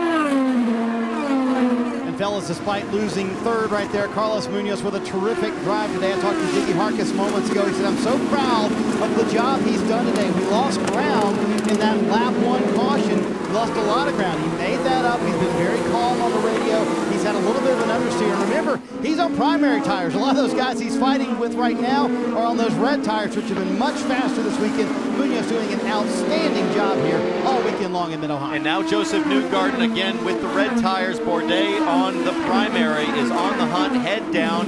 He is going after Bourdais.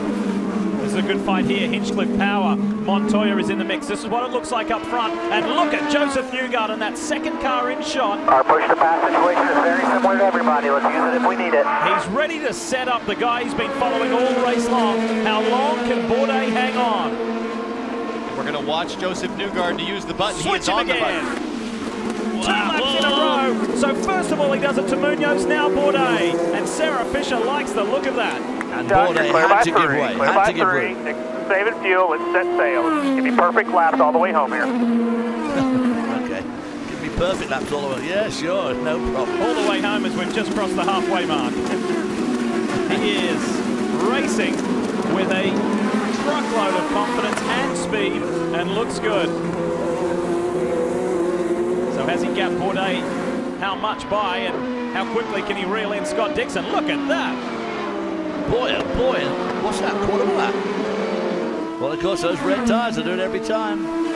I think everything you're seeing out of Joseph Newgarden has been there all year long. The ingredients, the racecraft, the pace, the maturity, it's just all coming together at the right time, and it's the first time that it's come together like this for Joseph. Joseph Newgarden has been right with it since he was about 15. He won all those lower championships. I gave him the cup for winning the Indy Lights race at Milwaukee, about 5 years ago. And he's a charming young man then. His dad was there. I mean, he is just a terrific young driver. And he's got a heck of a race team behind him. They believe in his talent tremendously. And they've really grown as a team together. One more time. He's trying to make it in one more time, but it's going to be tight on him. Remember, he was in contention at Long Beach. And then that big crash involving Ryan Hunter-Reay and James Hinchcliffe, and it was all ended in a split second. But he is on a roll right now.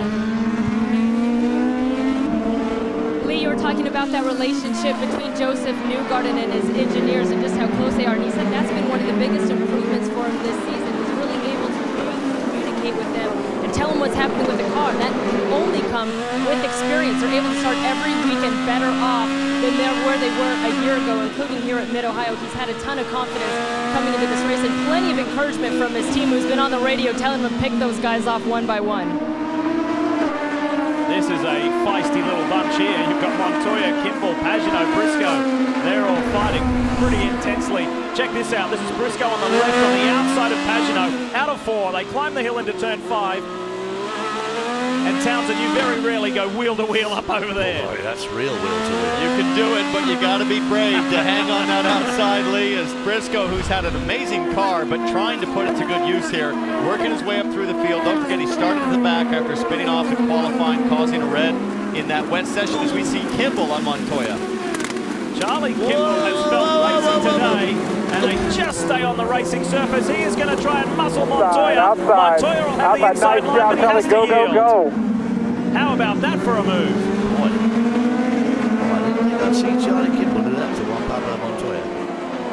That was my expert opinion. Put a feeler gauge between those not two put guys. a feeler gauge.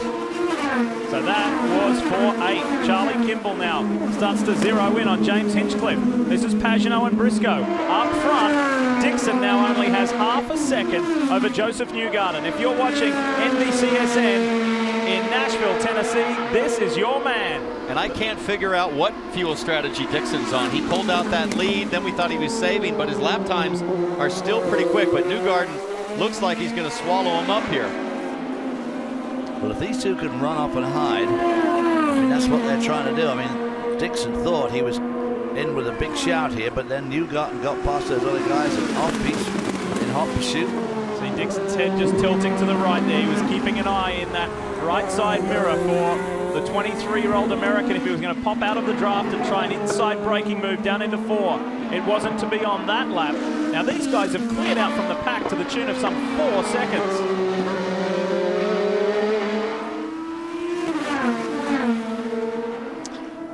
Keep that up for another half a dozen laps and there is no caution. They're going to pull out enough lead. These guys are really humming along. They both have the same amount of push to passes left, which is 4. Let's talk more about fuel. Here's Kev. Well, Townsend Scott Dixon is amazing. Even though he's maintaining the lead right now, he has been saving fuel this entire stint. Charlie Kimball, who won the race last year, said he's always been amazed. You heard Michael say about the number there, how he can stay in front of people, even get faster when saving fuel. It's like he has a refinery under his right foot. They are hoping to do this in one more stop, though. He's got about 10, 12 laps of fuel. We got more. We got about 10 laps more than he does. Keep pushing him, burn him out. Well, there's 8 laps more. Dixon pitted on lap 31, Newgarden pitted on lap 39, and Scott Dixon's ability to save fuel, as Kevin was talking about, goes all the way back to thousands upon thousands of kilometers testing when Toyota came into the series. And Dixon said, I just had to learn it there. I just learned doing lap after lap of just being easy on the throttle, making it work for longer. Well, even if he can get, Scott Dixon can get to lap 60 on fuel. Remember, he last pitted on lap 31, but there were some yellow flag laps in there, so that would mean he'd have to go full 30 laps on the final stint if it stays green. Dash 3. Barry Waddell giving the updates to Newgarden. Keep pushing him, force him to burn as much as he can to stay in front of you. Get around you. You can use the fuel down the back if you need to. Good number. Remember that heartbreak at Long Beach this year for Dixon where he was looking good. Had to come in, I think, from every about 1.5 laps from the end. And Lee, that helicopter shot shows us just how good the Ganassi cars have been on power down. Getting out of that keyhole, they have tremendous traction at the back of their cars. Scott Dixon leads the way, the 3-time series champ. He's got a fight on his hands.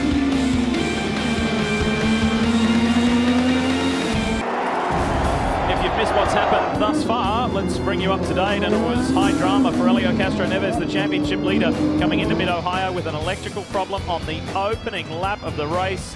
And that picture tells the story. He remains 4 laps down. And then at the start, Tony Kanaan collides with Joseph Newgarden. And that wasn't the biggest collision. Look at this. His old teammate, Marco Andretti, slams into him. Marco had nowhere to go. Plenty of other cars took evasive action, but Marco, unfortunately, was in the wrong place at the wrong time, and checking to see that Tony was okay. Watch Hinchcliffe talking about threading the needle. This was masterful. And maybe a splash of luck involved as well. I was going to say it was masterful, but a bit lucky too. Scoot ahead to lap 28 and car 28. Ryan Hunter-Reay had to fulfill a pit lane violation for speeding on entry. And then lap 38, Hunter-Reay loses it. The fast left-hander coming to the carousel loses a lap as they go yellow, and he gets passed by the pace car. On lap 39, this is where things changed in the race as everybody dived for the pits. Scott Dixon stayed out. and he took the lead of the race from 22nd and last on the grid to leading this field. The 4-time Mid-Ohio winner, Scott Dixon, maintains his lead, but Townsend, he is up against it fuel strategy-wise. He is, but the pace is absolutely remarkable, currently running in the low 108s, hoping to make it on just one more stop. We're going to wait and see when he actually has to make his last stop, or his hopeful last stop. Currently working lap 55. We expect it to come right around lap 60, maybe 61. We'll have to see how far he can stretch it. See? And Joseph Newgarden doing a masterful job hanging on to him. The young American being coached by Barry Waddell. And they remain, Hobbo, some 4.5 seconds out in front of the chasers. Poleman Sebastian Bourdais, Carlos Munoz, Graham Rahal in the National Guard entry running a good 5th. Will Power 6th, Hinchcliffe, Kimball, Montoya and Pagenaud are your top 10 drivers at the moment. Incidentally, in that race recap we showed you, Ryan Hunter-Reay spinning. He has made his way back onto the lead lap, and he's on the same strategy as the guys that he is chasing. And while we're in the break, there was a penalty for Carlos Huertas blocking who? His teammate, Justin Wilson, had to serve a drive-through penalty. Let's go to Kelly. Sarah Fisher just having a brief meeting there with her team, but Sarah, watching Joseph Newgarden, we've seen him make some spectacular runs before. What's it like seeing him chase down the series champion? It's pretty awesome. You know, the kid's doing a great job, and, you know, we have a really good group of guys that we've assembled here, and, you know, it's nice to see it unfolding nice for them. Do you want to see him be pushed more, get more aggressive to make that move on Dixon, or are you happy with where he's at now? Oh, no, we're pushing Dixon to the max. Pushing the series champion, the young American, Joseph Newgarden. And for those of you who don't know, Sarah was a very well-credentialed racer herself, IndyCar racer herself. Now the name behind the team, along with Wink Hartman, and they will be thrilled to see their driver, Joseph Newgarden, here, right in the spotlight, pushing the 4-time winner. And he has done a very nice job right from the start of this race. In fact, go back before the start of the race. And in mixed conditions yesterday, Townsend, in qualifying, wet conditions following a thunderstorm, a drying track, very slick and slippery conditions, and he put it on the front row. Let's go through the field now and talk about the leader, Scott Dixon, the master here at Mid-Ohio. He's won 4 of the last 7. Well, he certainly had his work cut out today. He has moved from last up to first, 22nd to the lead. Joseph Newgarden in second, right where he started, but on a different strategy. You want to talk about how close Sarah Fisher Hartman Racing is? He spent part of his off week in Cancun to celebrate the quinceañera of his crew chief's daughter. Sebastian Bourdais started on the pole. He's still in a good position. This is his only stint that's going to be on the primary, slightly slower black tires. Jimmy Vasser just told him early in this stint, your tire pressures were down. They're coming up. You're getting there. The Mystic car still has a chance to win for the 2nd time this season, Marty. Kevin, Carlos Munoz started 4th. Right now he is running 4th. When I talked to Ziggy Harkins this morning, he told me, listen, we want to keep our streak alive. What streak? Honda has won 7 straight races here in Mid-Ohio.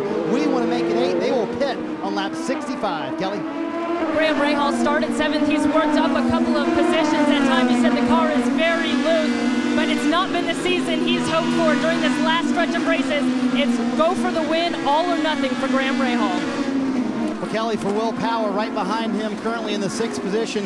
The 3rd at Toronto, the last race we talked about in the pre-race. His first podium in the last 6 races on the first 2 stops for Power. No changes to the car. On this last stop, though, they're going to go with primary tires. They're saving those for the last stint, Kevin.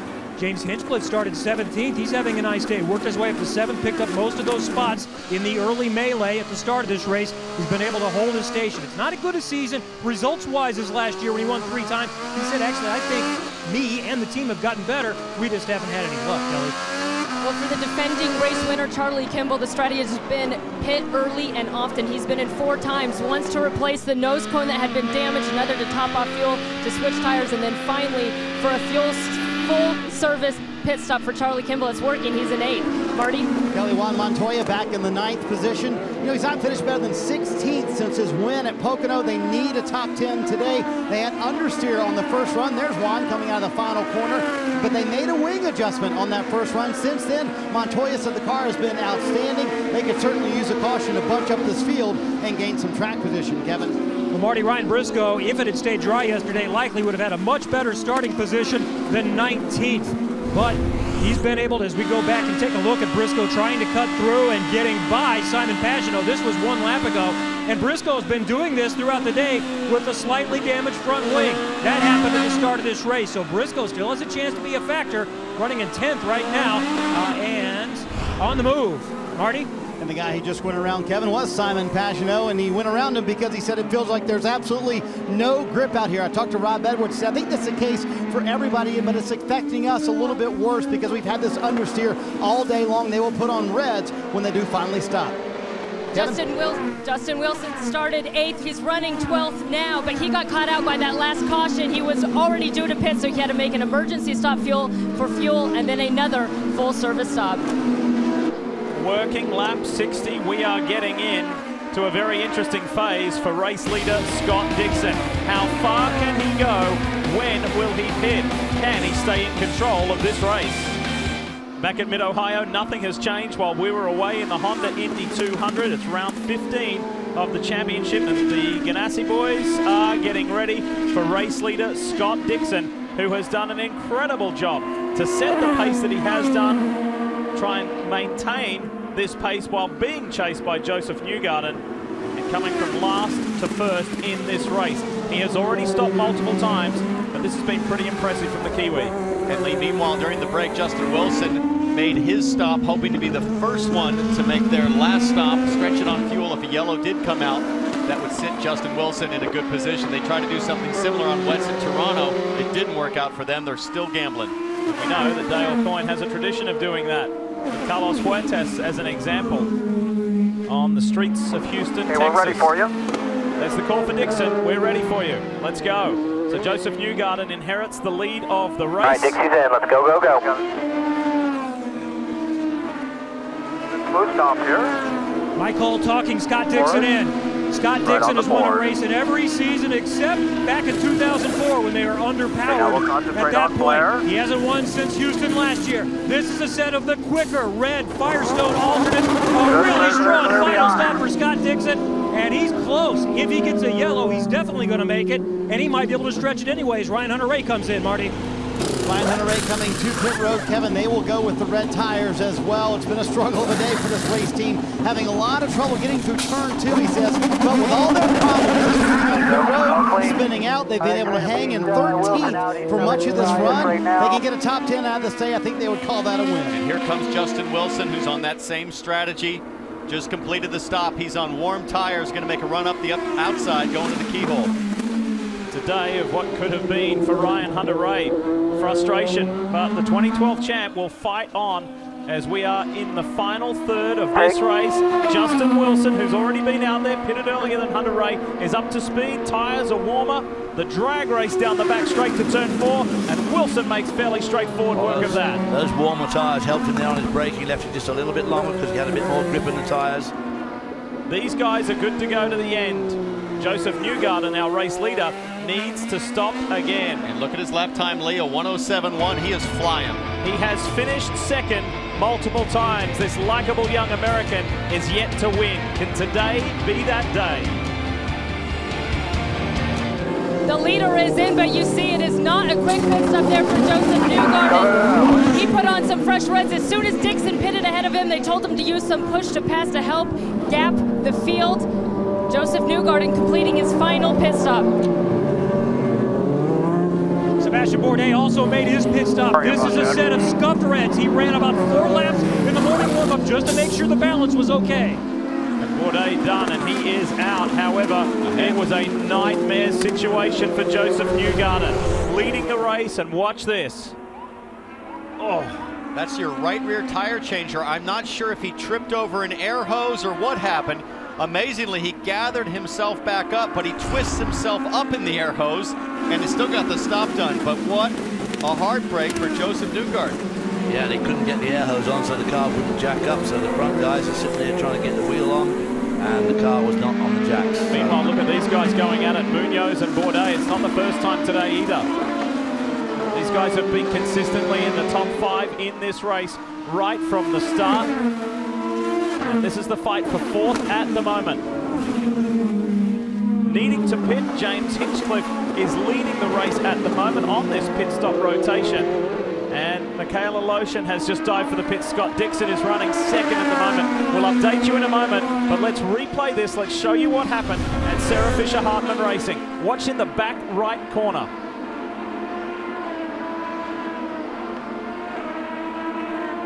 I think what might have happened is that Newgarden maybe ran over the air hose perhaps, and then that pulled the guy down, but it's really tough to tell. I think he just tripped. I think he pulled the hose and it didn't pull. But it yanked him. It seemed like it yanked him back towards the pit wall, and then he's got it 360 wrapped around like a snake, but he amazingly is able to complete the stop with enough slack in the air gun line. How disappointing.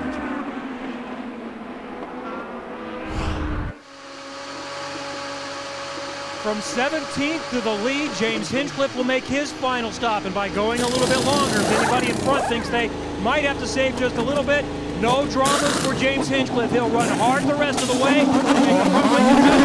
This is Sticker Firestone Reds. Watch Scott Dixon come by. Let's see where Hinchcliffe cycles out. There goes Dixon sweeping through turn one ahead of Hinch. Here comes Bourdais and Munoz and Newgarden. They're the ones you've got to watch because they're already up to speed. Tyres are up to temperature. Here we go. Up the hill, climbing towards the keyhole. What can Hinchcliffe do? It's going to be tough down into turn four, down the back straight. And Bourdais needs to get by. He cannot let Dixon stretch this lead to allow him to save the fuel that he needs. Bourdais has to pass, and he's on the button right now, trying to get by Hinch, and Hinch is on the button to defend. Got to do it. Outside, down into four. And Bourdais makes that fairly straightforward. Good sweeping move around turn four. So Bourdais clears him. Now the challenge is for Munoz, Newgarden, Rahal as they line up behind Hinch. Keep in mind, James Hinchcliffe has come from 17th on the grid. Keep in mind, Scott Dixon, who leads this race, came from last. Dead last, exactly.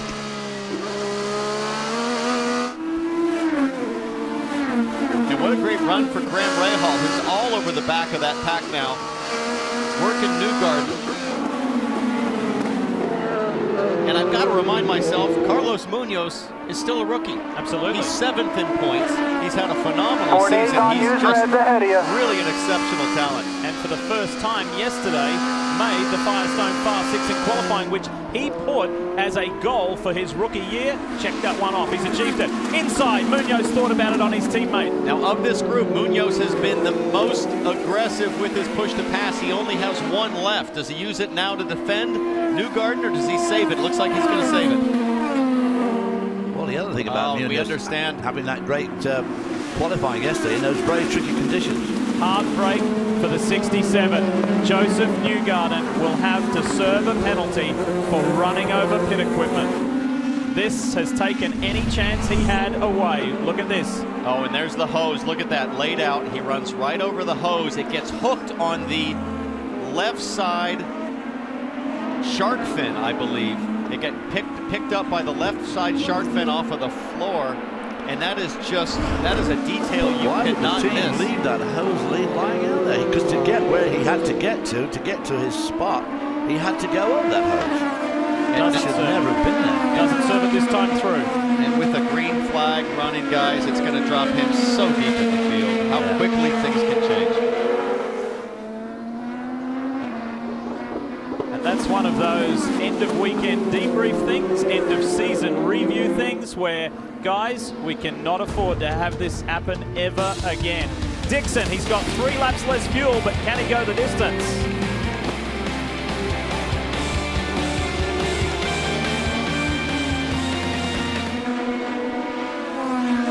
That is the most agonizing run down pit lane that Joseph Newgarden has ever experienced. Really in with a legitimate shot of victory today and running over that pit equipment. The teammates, no, it's not, it's Bourdais and Hinchcliffe at it. He's left Munoz behind, and now Bourdais has his hands full with James Hinchcliffe. And Hinchcliffe knows that with the gap to Dixon, he has got to get by. If this stays green, Hinch, if he's faster, has got to get by to track down Dixon. I'm surprised that Bourdais doesn't quite have the pace that we expected. Currently circulating right at about 108 flat. Dixon's in the low 108s and saving fuel. And has 6.4 seconds advantage over these two gentlemen. And Hinchcliffe doing 7 and 377, so he's not with Bourdais in front of him. It's an amazing. 3 guys in this race have done identical lap times to own the fastest lap of the race. Sebastian Saavedra, who unfortunately is out, Joseph Newgarden and Scott Dixon, all at a 1:07.15. And for the big championship picture, folks, Helio Castroneves, who came into this race the leader, had an electrical problem on the opening lap and remains in 19th position, 4 laps down. He will lose the championship lead if positions stay as they are, with teammate Will Power running in 6th at the moment. And you have Ryan Hunter-Reay and Simon Pagenaud would tie coming out of here on points if they finish as they run right now.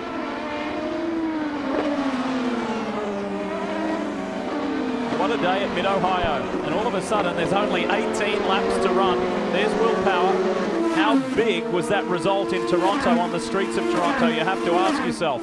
It could have been a nightmare if the race had run on Saturday in those terrible conditions, and then ended up having 2 races run on the Sunday. It was a massive escape. I think he realizes it. And coming to Mid-Ohio, a track that he has never won at, highly unlikely that Power will do that today because he's some almost 12 seconds behind Scott Dixon. But at this stage of the championship, it is all about points. And Lee, I've analyzed the last 3 races. Over the last 2 years, the 3 tracks that remain on the schedule, if you look at the driver's pedigree, Will Power has the highest average on those 3 remaining tracks, and that does factor into double points at Fontana. So Will Power's heading into a stretch here where historically he is very strong. How about when you told him about that this morning and he said, yeah, I know who it is, it's me. He wasn't surprised at all. He gave me that look again. Kevin Lee. Well, Scott Dixon continues to amaze us with his pace and the fact that he's still saving fuel. It was lap 62 when he came in. I just spoke with Mike Hall, the managing director of Target Chip Ganassi. He said, yeah, we could use a yellow. That would help us run full rich, but we're okay. He's saving, but he's definitely going to make it to the end.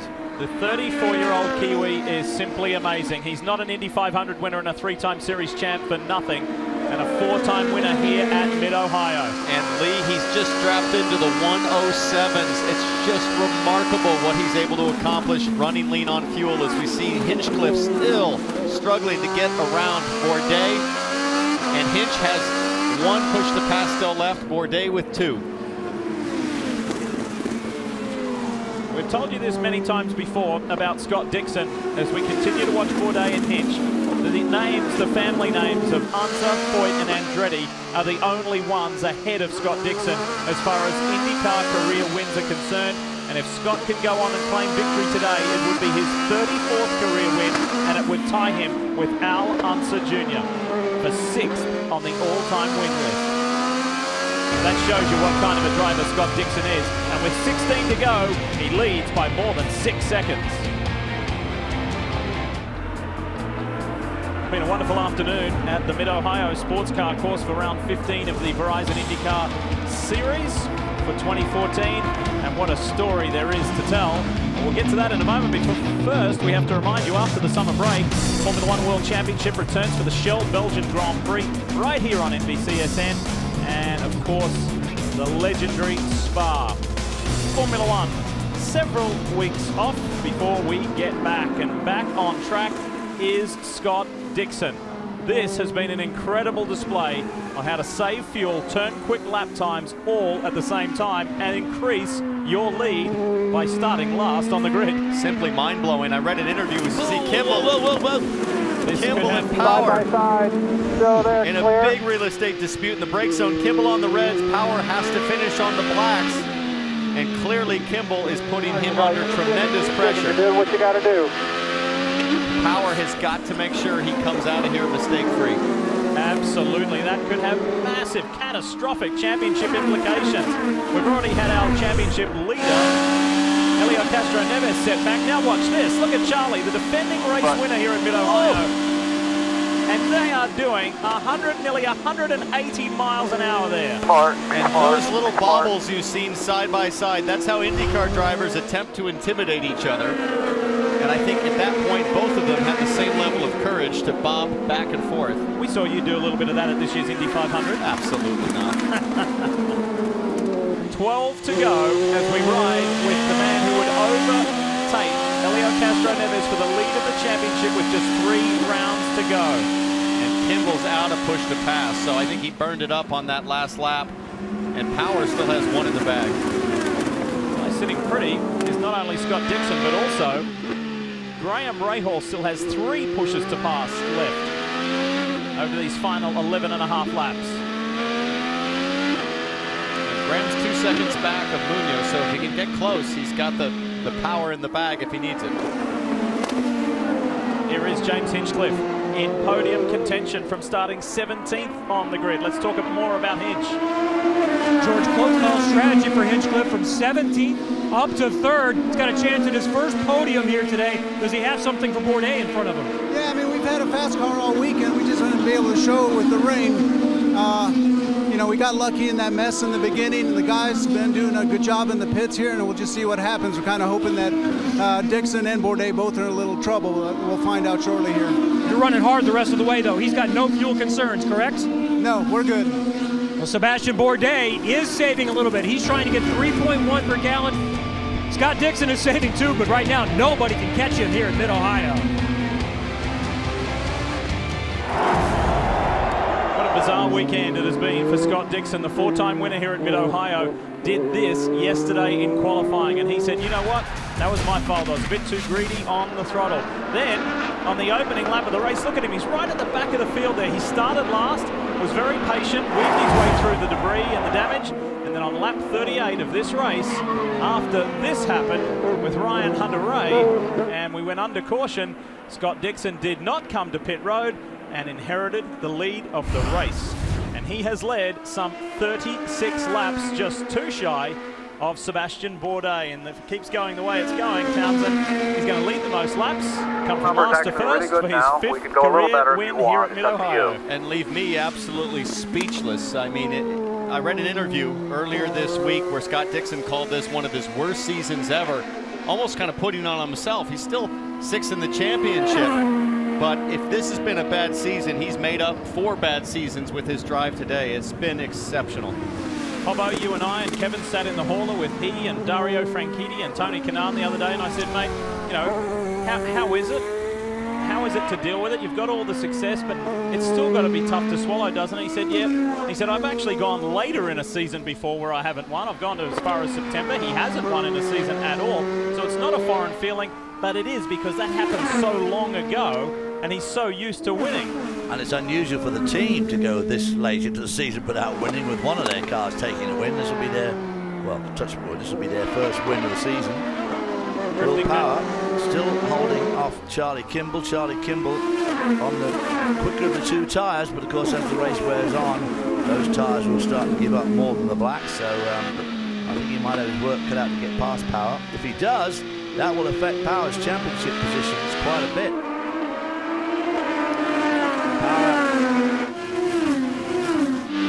Talk more about the Penske man, Will Power, Marty. Well, and talking about that, this is where they thought these primary tires would pay off at the very end of the stint for Will Power. They were hoping those reds would fall off. When Kimball got into him, he said, man, he got into me awfully hard. Tim Cindric came on the radio, gave the proverbial, all right, let's keep our heads here. Let's remember the big picture of the day. They, in fact, changed fuel maps to get them to be a little more conservative and back it down, keeping the big picture in mind, which was their focus coming into this race. There is a quick snapshot of where Team Penske sits as far as things in this race, and Helio Castro-Neves, boy, he needed it to be a good day after a very frustrating qualifying yesterday, and it has not been, but nothing to do with him. We heard from the captain, Roger Penske. He said he thought they think it may have been a sensor issue. It was a throttle problem, an electrical issue. They fixed it, but lost 4 laps in the process, and that happened right at the beginning of this race. Of course, these electronics, we've seen that in Formula 1 this year, they give up on you, you're toast, because there's nothing you can do about it except change the unit. They changed the steering wheel to see if that would help, and it took them a long time. Couldn't even get it started the second time, so things, when they go wrong on those electrical units, very hard. 5 laps to go, and it's Chevrolet 1-2, followed by Honda. Hinchcliffe, Munoz, and Rahal running 3rd, 4th, and 5th. And a quick reminder that you can be a part of Honda's fastest seat in sports sweepstakes by simply going to shop honda.com to sign up and enter your chance to lead the start of one of these Verizon IndyCar Series races. And always we remind you that no purchase is necessary. Get amongst it, be a part of it, it's well worthwhile. I don't think today has panned out the way that this man, Simon Pagenaud, thought that it may have, considering his pace at the beginning of the weekend in dry conditions. Yeah, he'll be disappointed, but he has, based on Hunter Ray's difficulties, if they finished in this order, he will have moved into a tie for third in the championship. But further back from Power, he'll be 64 points back from Power and Castroneves up there in 1 and 2.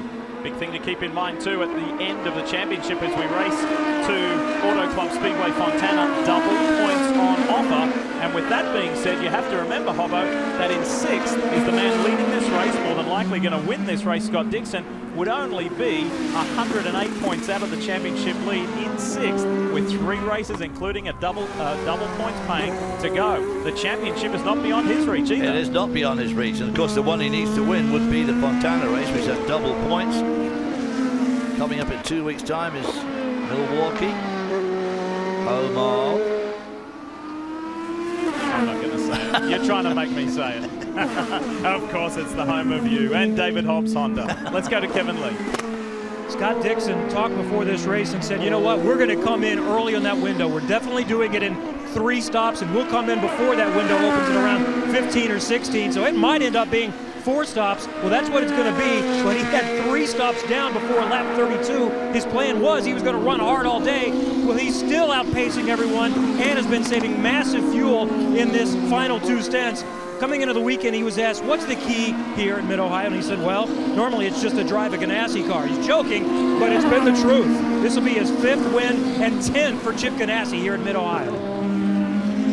And Dario Franchitti told me this morning, he said, watch for Scott Dixon past half distance. His pace is remarkable, and he was not feeding the media guy. He was speaking the truth.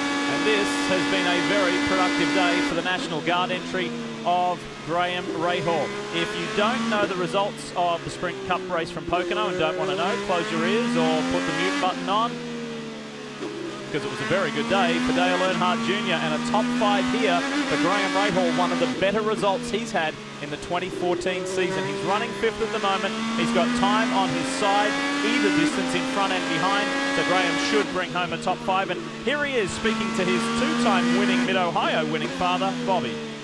Okay, let's be good at braking in turn 2. Let's not overbrake ourselves. Good job. Dad, please just let me drive the car. Thank you. Boy, typical kid that is, isn't it? That sounds like my house. Hey, at least he said please. I think please was a translation for yeah. I think we must have done other meetings. We must have missed a bit out there. What more superlatives can you heap on this guy? Scott Dixon. He is the longest tenured driver in Chip Ganassi's organization. This is his 13th year with Team Target. Incredible. More than Vassar, more than Zanardi, more than any of the superstars who have driven for Chip. Target has been an incredible sponsor of Chip Ganassi's squad for so many years. You go all the way back to the first victory in Team Target colours on the streets of Surfers Paradise in Australia with Michael Andretti, all the way through to the landmark 50th, 75, 100th win for the team, whether it be in IndyCar racing, sports car or NASCAR competition. And there is Chip on the right-hand side.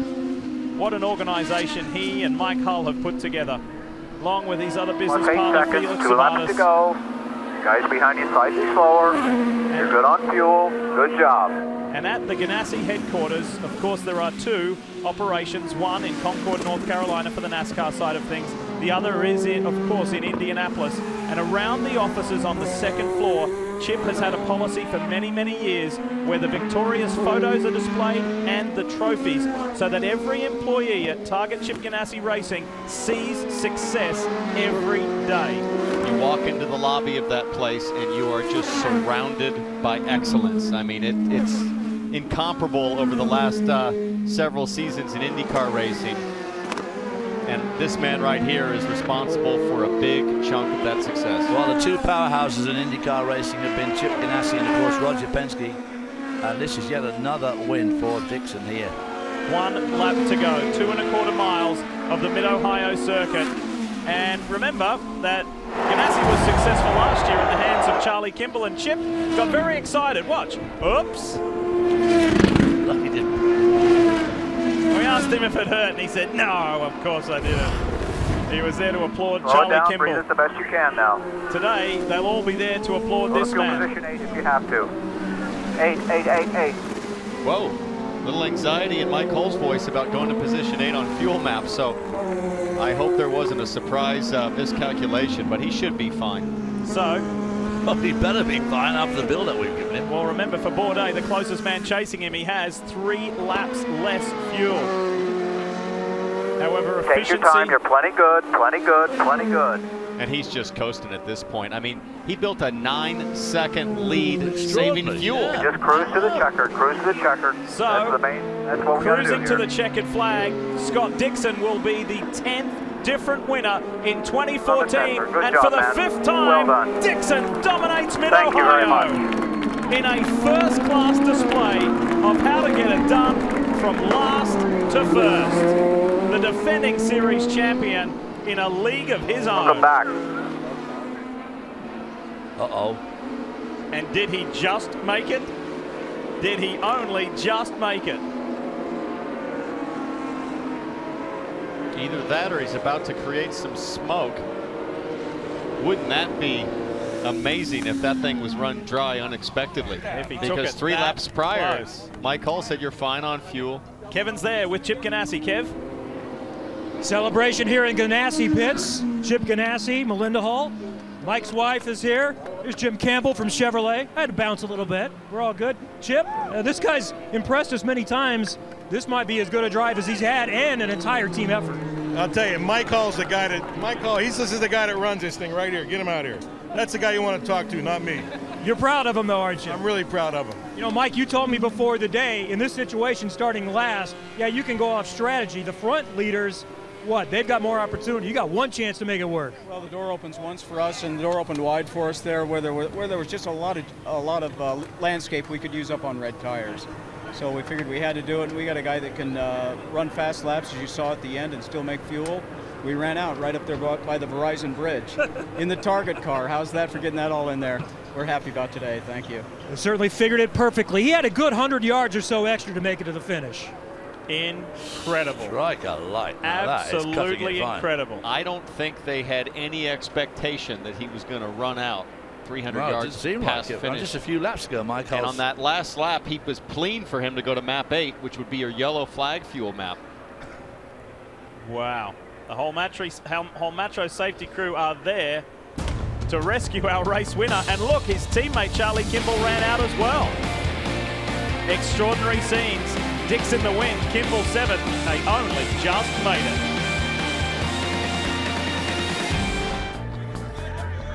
Scott Dixon climbs out of his target machine here at Mid-Ohio, where he's won for the 5th time, and his 34th career win now ties him with Al Unser Jr. for 6th on the all-time IndyCar list. We knew your car was fast. Chip Ganassi is impressed with that statistic as well. 10 for Chip here at Mid-Ohio. We knew the car was fast, but starting last, did you think there was any chance you end up here? You can't underestimate anything, you know, and our race was going so poor from the start. You know, we tried to switch strategies a couple of times, but the guys kept on it, you know, and yes, we got a little lucky with that caution, but you know, us and the team and Mike and Eric and everybody had to call those shots, and the fuel number was extremely close, but we still had the speed. So I'm just so happy for the target group. Bummed obviously for TK with that first lap incident there, but you know, a huge weekend here in Mid-Ohio. Big thanks to all the fans for coming out, even with some of the weather. But man, it feels good to be back in Winner's Circle. First time in a little more than a year. Here's Mike Hull, who helped call that strategy and coached him through the end. They can certainly share this victory. Did you run out of fuel right here and won? Mike actually, when I crossed the start-finish line, said you probably want to stop because it'll be a long walk if you try to get around. Okay. So, you know, we weren't out of fuel right then, but I think we came a little closer to running out of fuel than we thought. You know, I was trying to be conservative, even with the lap times, to make sure that we were good with the competition, but, you know, the fuel light came on a little earlier than we expected. So, luckily, we had saved a little more than we needed to. First win of the season for Scott Dixon and for the Chip Ganassi racing team. From last to first, Scott Dixon wins. Over to Kelly. It was Sebastian Bourdais who started from the pole position. He'll come home with second place after that miraculous fuel strategy by Dixon. Seb, was there anything more that you or this team could have done? There was no miracle there. They were a class of the field today. He made an impossible fuel mileage, holding the same pace we were and even a little quicker. So hats off the Target Chip Ganassi team. We had nothing for these guys, and we probably didn't have much for Inch either, but we made it stick, and we had a solid run. We just didn't quite have it today, but really happy for the Mystic crew. We keep digging, we keep learning, and we'll get it right. Another solid result here for Sebastian Bourdais, but it was the Target Chip Ganassi racing team picking up their first victory of the season. Lots for them to celebrate here at Mid-Ohio.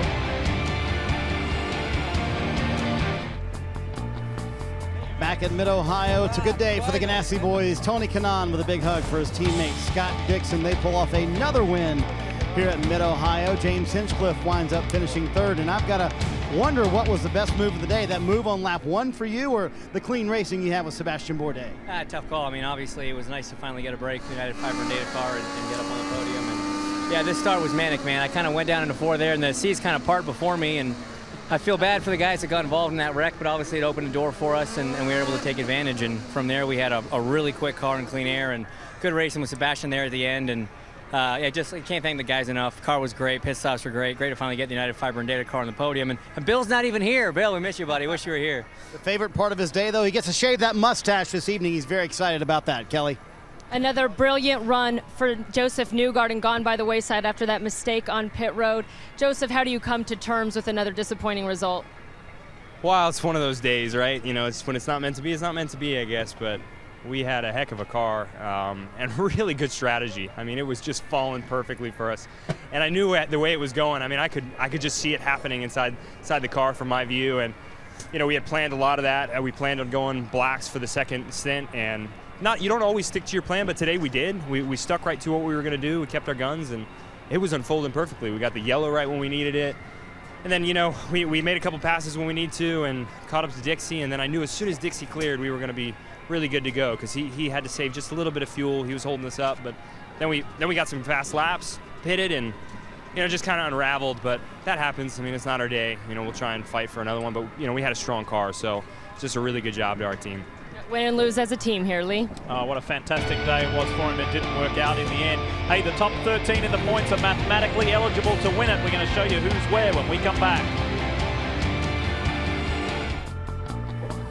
Turning a 13-point deficit into a 4-point advantage. Will Power retakes the lead of this championship over his teammate. A little further down, Scott Dixon makes up ground, and Sebastian Bourdais, the pole sitter, leapfrogs his way from 10th to 8th. So it is on, and just reiterating, heading to the break, we said the top 13 are mathematically eligible to win this championship. It is on in the month of money. August is IndyCar month.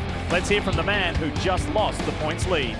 And Lee, Helio Castroneves had no chance today because of a throttle issue at the start of the race. They eventually get you out there, but you're already 3 or 4 laps down. What is that like, going through an entire race day with no chance of any success? Man, that sucks. What can I say? It is what it is, you know. I actually was thinking, can we do a Toronto all over again? Can we stop and go back again? But it's a shame. I mean, I actually noticed the problem on when they say, gentlemen, start your engine. As soon as they turn on the engine, I was like, something's happening here. And it's not the engine itself, just to explain to everyone. It's something on the mapping that one little number that probably didn't supposed to go where it went and end up messing up the mapping. But car was good, man. The car was really good. Hitachi car was. The boys did a great job. It's just awful when you're running 4 laps behind and there's not much you can do.